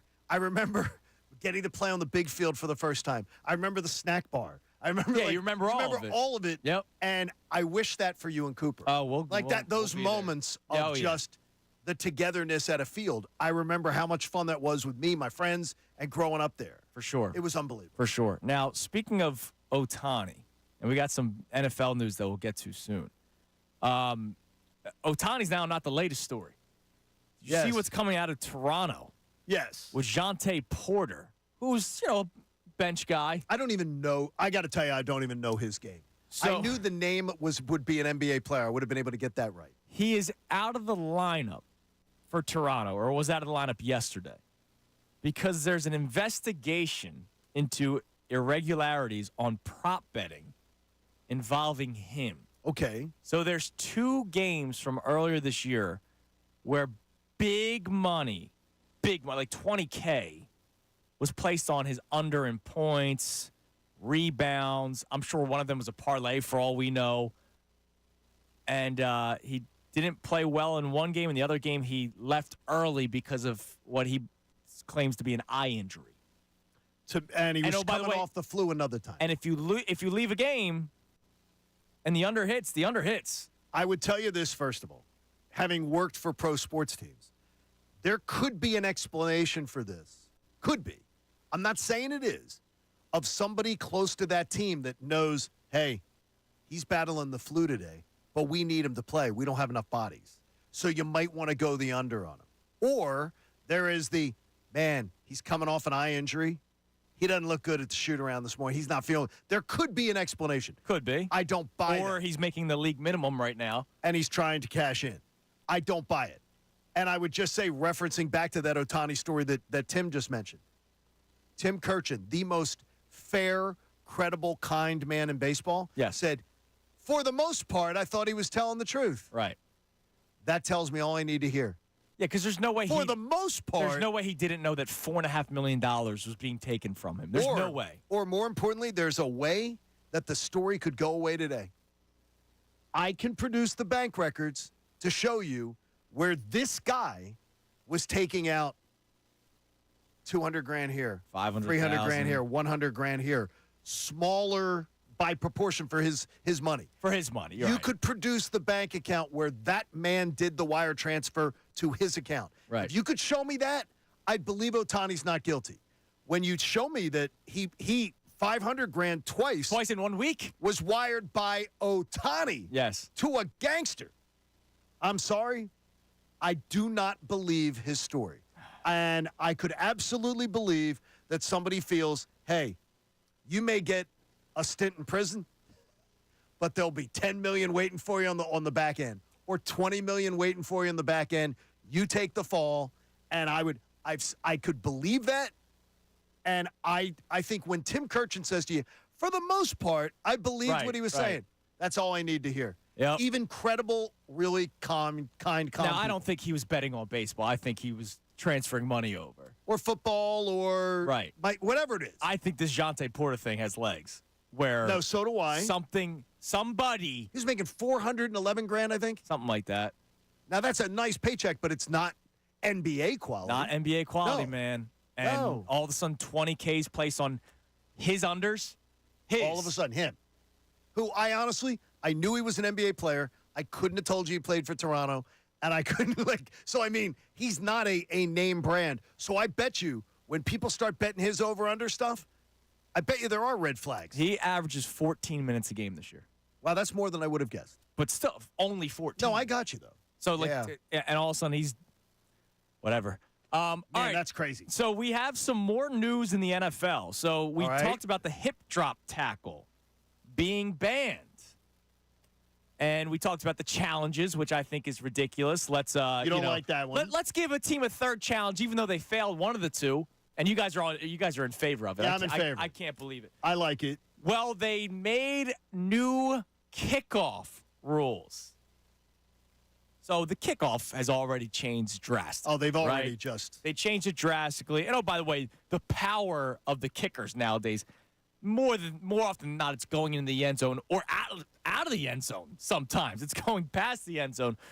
Well, they launched the new rule. What's that? I'll tell you about it next. Oh, okay? you're just such a I'll tell tease. you about it next. But they changed the rule. This has been something that's been hinted at, and there's a lot of changes to it. So I have bullet points to really explain to you what the new kickoff will look like, and we will decide whether or not we like it.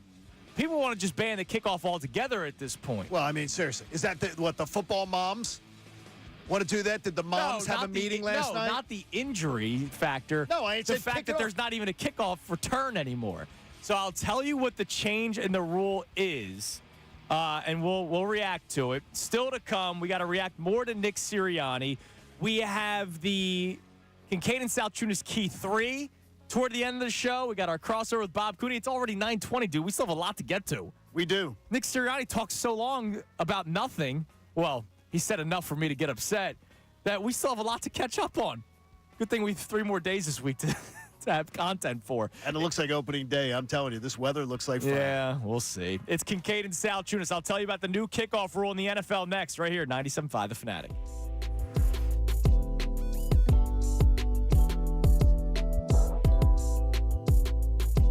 No, it's not my typical, I know. But I went with a salad. Did you make it? Yeah, I made it. Some farmer's cheese, hard-boiled eggs, cucumber, roasted red peppers, which I love. It's got some beans in it, some avocado in it. It's got a little bit of everything in it. What do you have to drink? Oh, come on, my mini Coke Zeros. You have 2? I got, of course. I should have just gotten 1, but whatever.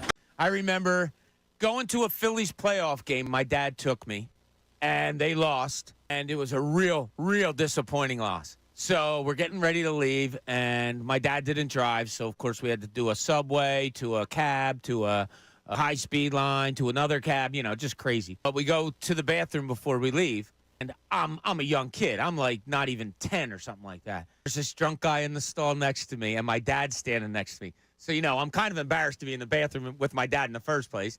And now we got this drunk guy next to me and goes, "Those bleeping Phillies, I swear there's more blanks than there is peeing in here in their clubhouse." And I was like, oh my God, this guy just cursed, and he used the D word, and my dad's standing there. I would tell you, no athlete has to apologize to me. And then he wanted to come back. No, you got to apologize, and it was a great apology. I like that he addressed it immediately. He did not owe me a thing. I do believe we are obnoxious as a fan base. We are. And I believe and that he was obnoxious for saying it on his way out. And he was. So then he fits with us perfectly. Right, exactly. I'm glad he's back. I like this Kenny Pickett move. It's one of those low-risk, possibly high-reward type of deals. I think the most realistic path is he develops more here. Another team wants to take a flyer on him, and you flip him maybe for a second-round pick, kind of like they did A.J. Feely back in the day. Love the move. Purdy's on the shelf. Dak's on the shelf. They're all there sitting on the same shelf. Nobody is elite over any one of them. I think Jalen Hurts could be. I don't disagree with you. He could be the best quarterback in the NFC. He better sure as hell prove it to me. That everything he's got at his disposal, and that we agree with. To his credit, I don't think Jalen looks for excuses. But I also want to see that Brock Purdy has got the resources at his fingertips. Anything that says, well, look at what Brock Purdy's got going for him. Jalen Hurts has got it too. Bust out Philly's name, Antonio Alfonseca. Tyler Goodell, TJ Bond, Sota Gucci. Antonio Bastardo. Jim Eisenreich. Casper Wells, Dane Sardinia, Paul Hoover, Joe Bassini. Dave Buchanan's been my answer for years, and now he's not a bust-out name. Tyler Goodell. Ramon Avilas. Oh, RJ Swindle. RJ Swindle's a great one. 50-mile-an-hour curveball. He was terrible. I'm going to give you Michael Stutz. The reliever, Wilson Valdez. Andy White, Andres Blanco. Oh, Wilson Valdez. Great one. Most random Phillies player I can think of, Ricky Jordan. Most random Philly? Ricky Pitalico. Who else? Ricky Pitalico is a bust-out name. B.J. Rosenberger is a good one. Yeah. Ross Globe. Oh, Jeff Manship. He was here for a hot minute. Ronald Torres. Most people remember him as a Ranger, but Mr. Michael Young was actually on the Phillies. Sota Gucci. I guess that's it. I guess that's it for bust-outs. All right, the biggest thing I came out of spring training with is that there is no drama. I mean, you think about the Phillies, there's not a lot of spots open on that team. But the main thing is that they're ready to go for opening day. No drama is the best sight that you could have from any team in Major League Baseball. When you're leaving spring, they already have it, and there's weeks to go. Listen, you want Dollar Dog Night to come back, stop throwing them. In fact, what about the people that work here? I'm going to make accusations right now. John Wilkes Booth throws hot dogs. Ray throws hot dogs. Connor throws hot dogs. Haley throws hot dogs. Stop throwing them, and you get Dollar Dog Night back. Who's John Wilkes Booth? John Wilkes Booth, Josh. He's down there. Looks just like John Wilkes Booth. He is a descendant. I never been looking around. Reaction to Saquon Barkley? Good job, Howie. Cool. Now he just has to outperform DeAndre Swift. Got to get 1,300 rushing yards, 1,200, 1,300, maybe about 500 receiving yards. But here's the best thing about it. It's a kiss move. Keep it simple, stupid. This guy stays on the field almost all the time.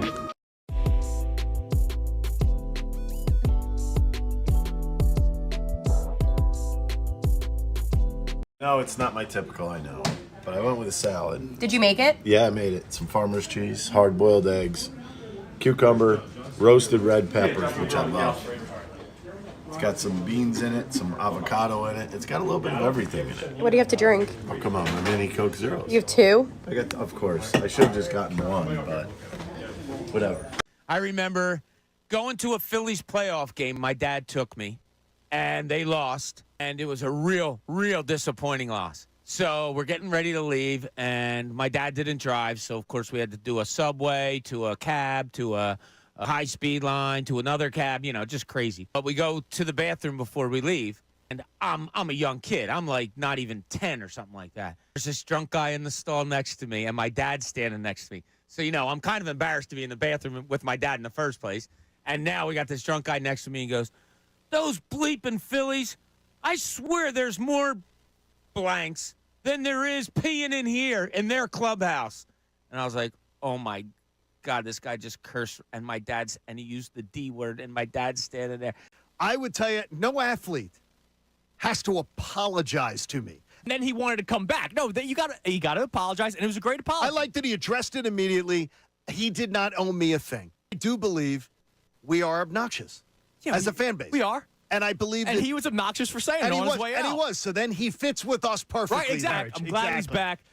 I like this Kenny Pickett move. It's one of those low-risk, possibly high-reward type of deals. I think the most realistic path is he develops more here. Another team wants to take a flyer on him, and you flip him maybe for a second-round pick, kind of like they did A.J. Feely back in the day. Love the move. Purdy's on the shelf. Dak's on the shelf. They're all there sitting on the same shelf. Nobody is elite over any one of them. I think Jalen Hurts could be. I don't disagree with you. He could be the best quarterback in the NFC. He better sure as hell prove it to me that everything he's got at his disposal, and that we agree with. To his credit, I don't think Jalen looks for excuses. But I also want to see that Brock Purdy has got the resources at his fingertips. Anything that says, well, look at what Brock Purdy's got going for him. Jalen Hurts has got it too. Bust out Philly's name, Antonio Alfonseca. Tyler Goodell, T.J. Bond, Sota Gucci. Antonio Bastardo. Jim Eisenreich. Casper Wells, Dane Sardinia, Paul Hoover, Joe Bassini. Dave Buchanan's been my answer for years, and now he's not a bust-out name. Tyler Goodell. Ramon Avilas. R.J. Swindle.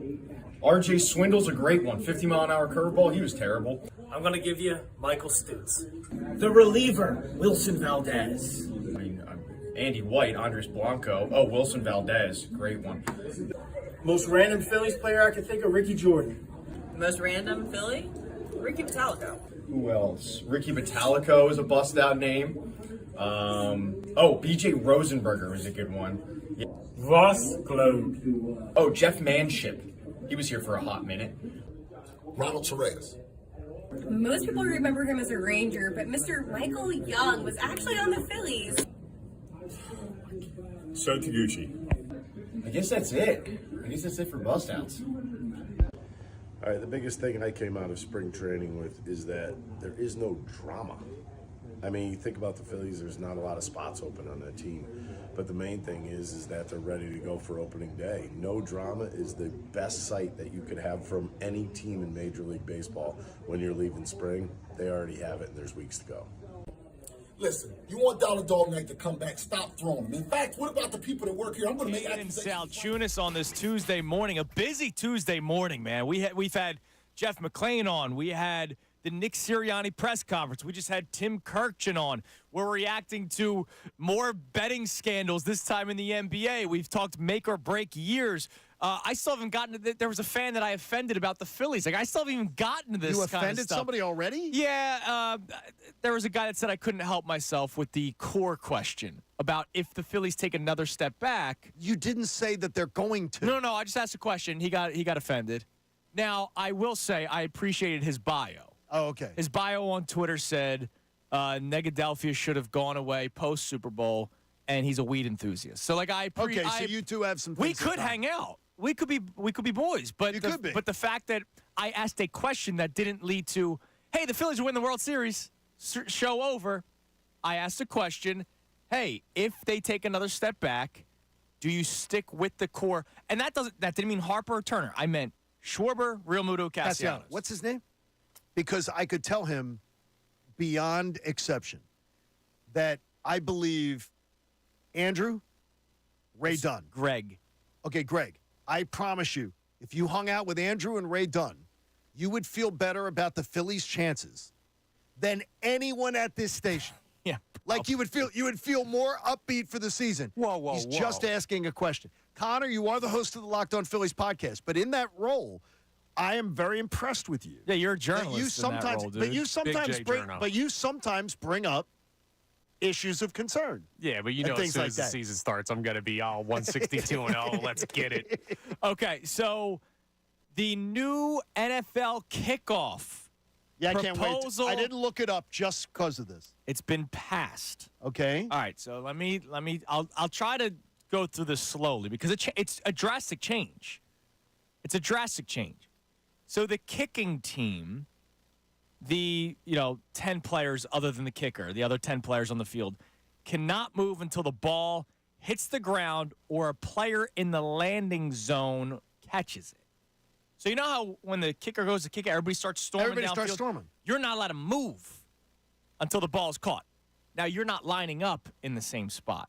Okay, where are you lining up? I'm going to try to get to that. So the receiving team, all players in the setup zone cannot move until the kick has hit the ground or a player in the landing zone catches it or it goes in the end zone. So, they're standing still. Everybody's standing still. The only people moving, the only objects moving, kicker, football, and the guy who's trying to return the kick. Those are the only three moving until it's actually caught. Any kick that hits in the landing zone, which is from the goal line to the 20-yard line, must be returned.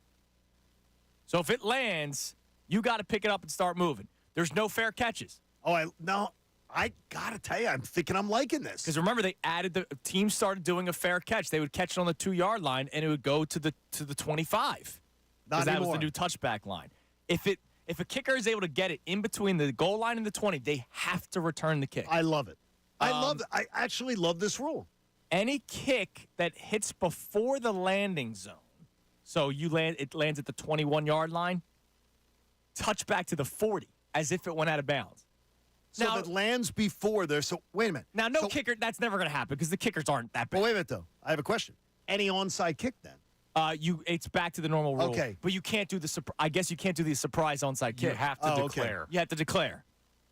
All right. So no more surprise onside kicks. See, I don't like that. A kick that hits the landing zone, which is the goal line to the 20, and rolls into the end zone is down is a touchback. Okay, to the 20. No more Not 25. The 25. Okay, I like that. A kick that lands in the end zone or goes out of the back is a touchback to the 35. What? Wait a minute. One more time with that? One more time? If you kick it out of the end zone, you go to the 35-yard line. So they don't want the kickers to boom it anymore.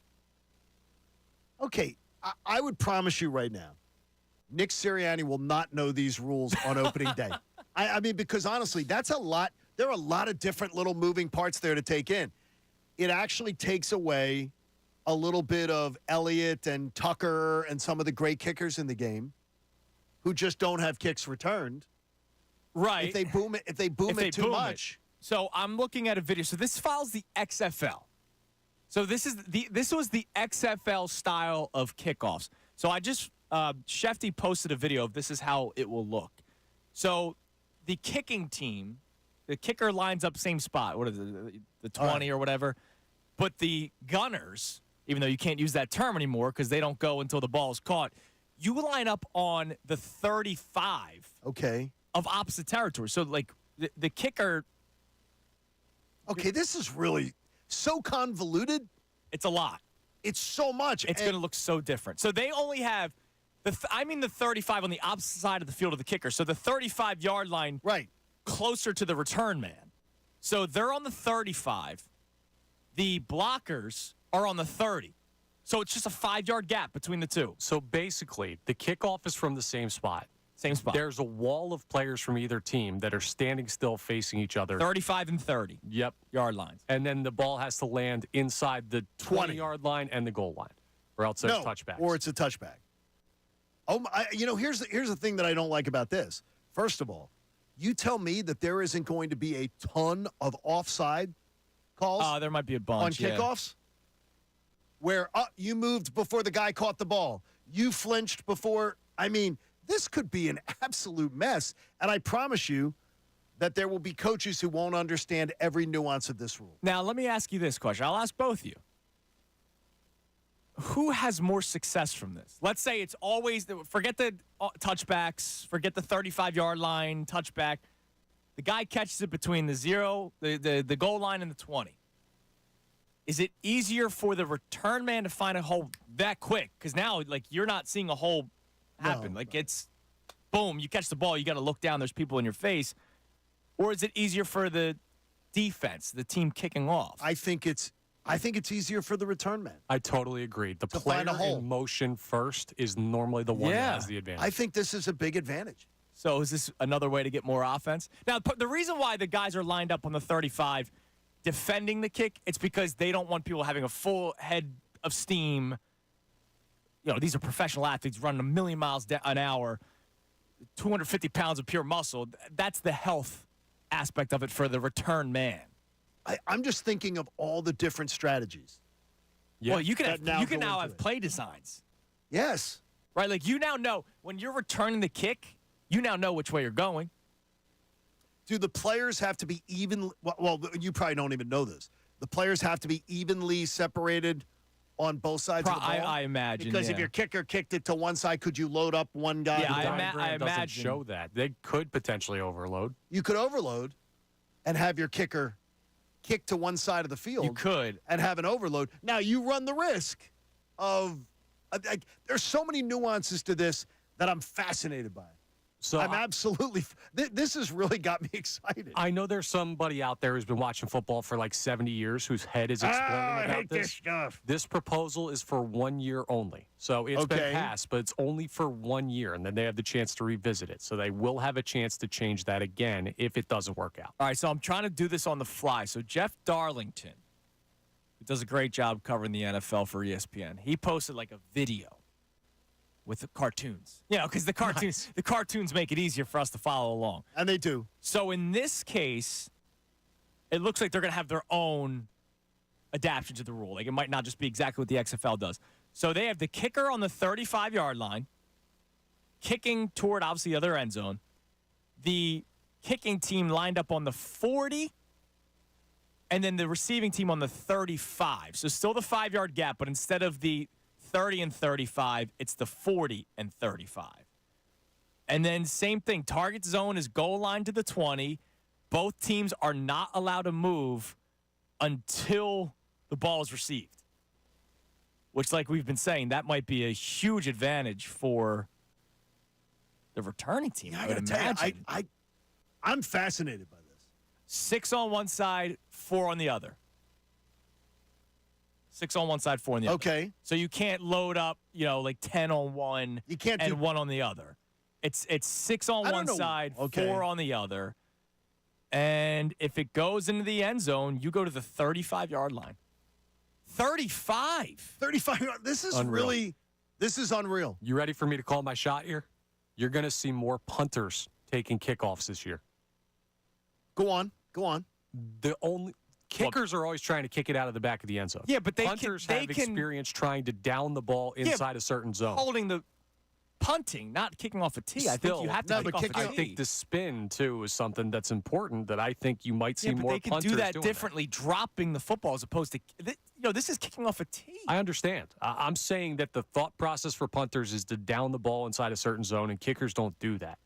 So I think that you could see teams try and put a punter there for kickoff. If you're starting at we want to talk about how offenses are more and more points. That's what you want, right? You want more and more points. If you're starting at the 35, that's 10 yards more. That's 15 yards more from a couple years ago. Well, they just changed it from the 20 to the 25 a couple years ago. Now it's from the 20 to the 35 if it's a touchback. I'm fascinated by this. I'm extremely fascinated by this. So you don't even line up in the end zone anymore. Like, if you're the return man, you're not lining up in the end zone and moving up for the ball. You're standing inside the target zone, wherever you want to stand. I don't know. Maybe heels on the goal line might be the strategy. This is wild, dude. The NFL that you know is changing. It is. Is it changing for the better? I'm not sure. I am not. You're intrigued. I'm very intrigued because I'm thinking if you have a next-level coaching staff and next-level special teams, you could this could really create an advantage for you. So I will say this. I wish that I love the kickoff, even though they don't return it anymore. I would rather them start just the 25. I don't like the 25. I like the old 20. Fine. Would you rather them do this new kickoff rule or start at the 20? Start at the 20. I would rather them start at the 20. Okay, I get that. But this is going to be different. Like, check out Adam Schefter's Twitter account. He posted a video from the XFL of how it will look. And we get to talk to Shefty tomorrow. It's crazy. The NFL is constantly changing. All right, coming up next, we got the Key 3, the Kincade and Salciunas Key 3. We'll do our crossover with Bob Cooney. Hear what's coming up on the midday show, all right here on 97.5 The Fanatic. Coming up this week in Philadelphia sports, the fighting.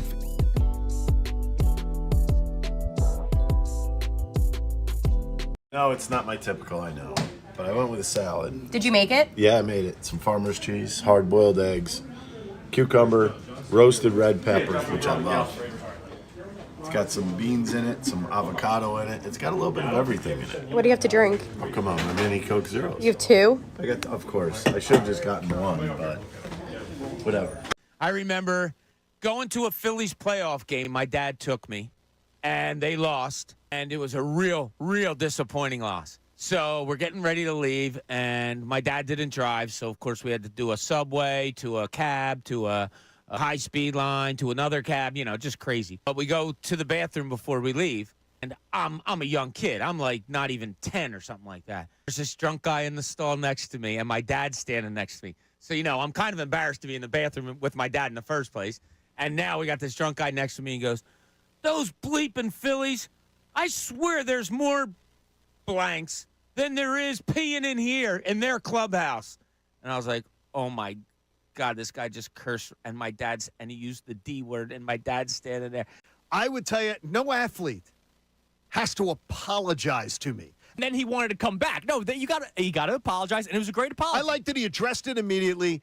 He did not owe me a thing. I do believe we are obnoxious as a fan base. We are. And I believe and he was obnoxious for saying it on his way out. And he was. So then he fits with us perfectly. Right, exactly. I'm glad he's back. I like this Kenny Pickett move. It's one of those low-risk, possibly high-reward type of deals. I think the most realistic path is he develops more here. Another team wants to take a flyer on him, and you flip him maybe for a second-round pick, kind of like they did A.J. Feely back in the day. Love the move. Purdy's on the shelf. Dak's on the shelf. They're all there sitting on the same shelf. Nobody is elite over any one of them. I think Jalen Hurts could be. I don't disagree with you. He could be the best quarterback in the NFC. He better sure as hell prove it to me that everything he's got at his disposal, and that we agree with. To his credit, I don't think Jalen looks for excuses. But I also want to see that Brock Purdy has got the resources at his fingertips. Anything that says, well, look at what Brock Purdy's got going for him. Jalen Hurts has got it too. Bust out Phillies name, Antonio Alfonseca. Tyler Goodell, TJ Bond, Sota Gucci, Antonio Bastardo. Jim Eisenreich. Casper Wells, Dane Sardinia, Paul Hoover, Joe Bassini. Dave Buchanan's been my answer for years, and now he's not a bust-out name. Tyler Goodell. Ramon Avilas. RJ Swindle. RJ Swindle's a great one. 50-mile-an-hour curveball. He was terrible. I'm going to give you Michael Stutz. The reliever, Wilson Valdez. Andy White, Andres Blanco. Oh, Wilson Valdez. Great one. Most random Phillies player I can think of, Ricky Jordan. Most random Philly? Ricky Metallico. Who else? Ricky Metallico is a bust-out name. BJ Rosenberger is a good one. Yeah. Ross Globe. Oh, Jeff Manship. He was here for a hot minute. Ronald Torres. Most people remember him as a Ranger, but Mr. Michael Young was actually on the Phillies. So Taguchi. I guess that's it. I guess that's it for bust-outs. All right, the biggest thing I came out of spring training with is that there is no drama. I mean, you think about the Phillies, there's not a lot of spots open on that team. But the main thing is that they're ready to go for opening day. No drama is the best sight that you could have from any team in Major League Baseball when you're leaving spring. They already have it, and there's weeks to go. Listen, you want Dollar Dog Night to come back, stop throwing them. In fact, what about the people that work here? I'm going to make accusations right now. John Wilkes Booth throws hot dogs. Ray throws hot dogs. Connor throws hot dogs. Haley throws hot dogs. Stop throwing them and you get Dollar Dog Night back. Who's John Wilkes Booth? John Wilkes Booth, Josh. He's down there. Looks just like John Wilkes Booth. He is a descendant. I never been to look around. Reaction to Saquon Barkley? Good job, Howie. Cool. Now he just has to outperform DeAndre Swift. Got to get 1,300 rushing yards, 1,200, 1,300, maybe about 500 receiving yards. But here's the best thing about it. It's a kiss move. Keep it simple, stupid. This guy stays on the field almost all the time.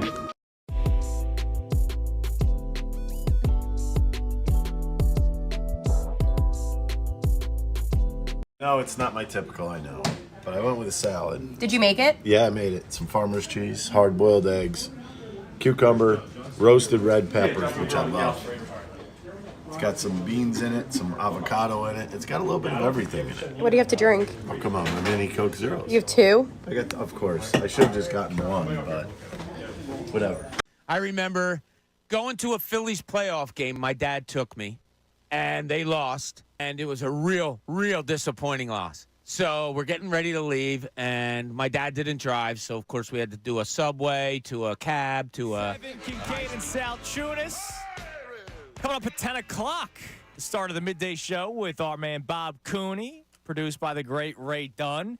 We will be joined by Bob momentarily as we do our crossover around 9:50 every single morning. But first, Kincade and Salciunas, Key 3. Now, the Kincade and Salciunas Key 3. Today's best. You asked the question about who it will be a make or break year for. I shouldn't say season, I should say year, because there's 2 seasons still going on. There's a season approaching on Thursday, and then the Eagles don't start until September. But there's so many different avenues to go down there. So who is it, 2024, a make or break year for it? We are talking about the Georgia players that were drafted. So if you're talking about Jalen Carter, you're talking about Jordan Davis, you're talking about Keely Ringo, and you're talking about Nolan Smith, Nakobe Dean. Yeah. I mean, you've got 5 guys who potentially could be in your starting lineup. Yes. You could have half of the 2-time NCAA champion Georgia Bulldogs as your defense. To me, I think this year's going to be a referendum whether people are going to look back at that strategy and say, boy, Howie was visionary, or Howie got sucked in.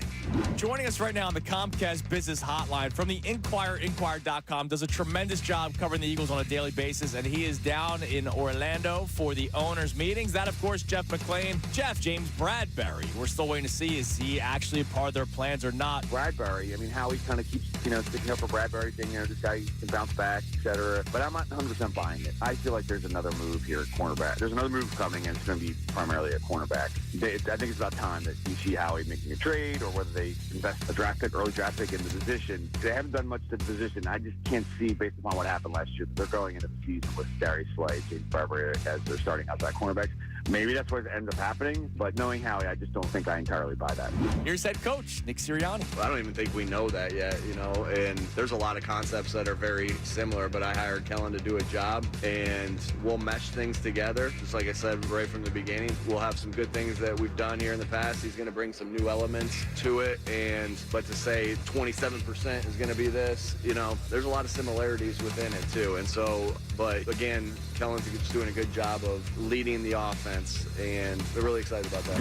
This was all in response to spreading the wealth offensively. Which doesn't make sense. It's not an answer. And here's the one thing Hanging I know. out. What? I've said it before. I have zero concern that when Kellen Moore comes in here, his offense is going to spread the wealth. Because he has a resume of doing it. Stay the hell out of the kitchen, Nick. I don't get it. I mean, he does it, and he can't even answer a simple question like that. That's what drives me crazy. From ESPN, the great Tim Kurkjian. And I would love to know, Tim, what has been the vibe or whatever you've picked up from this Phillies team going into 2024? I was very, very impressed by the whole Philly operation in Florida. I love that clubhouse. I've told you guys this before. Schwarber, Harper, the rest of those guys bring a collegiate atmosphere to a major league clubhouse, which is unique these days. That team is really good. So the 2024 is a make or break season for who or for what altogether. I want to run one by you. The Phillies core. Now, I don't mean Bryce Harper and Trey Turner. Those guys have signed into 2030, right? They're here for a long time. But the core also adds Kyle Schwarber, Nick Castellanos, JT Realmuto. Obviously, you have your young guys, Bryson Stott and Alec Bohm. But the core to me is the free agent. It's the guy that you're paying big money for, other than Harper and Turner, because they're not going anywhere. It's Schwarber, it's Realmuto, it's Castellanos. If it doesn't work out again, it's trending in the opposite direction. You have to start making some changes. There's not even a hesitation. I wanted more change this year. Okay. But I think that the only guy they were willing to move from the core was Nick Castellanos. All right, there it was. The key three. Kincade Salciunas key three. And now, key to us. We get to talk to the key to my heart. Biggest fan I am. Yeah. What's up, Bobby? How are you? You guys doing good today? Doing well. good. Did you see the new changes for the kickoff in the NFL? I saw Shefty's post. He has an example of what it'll look like. Ugh. I wish they just started. Now you can't onside kick, I guess. You can. You have to announce it. Oh, is that what it is? You can't surprise onside kick. Just start at the 20. If you're trying to get rid of the kickoff and all this you're kind of exactly stuff. right. And I just thought about this during the key three as I was listening so closely. Madden. That's a new element when you're playing the video game. You now have to try to kick it off in between the 0 and the 20. Oh. It's a new element to the game, man. It is. Bob, you and I are going to have to adjust our Madden game. Yeah, your gaming is all thrown off, Andrew. I just saw a tweet from our buddy Derek Gunn saying they just keep watering down the sport we love. In response to it. I didn't even know what a hip drop tackle was before last year, and now that's I wouldn't even know how to do one.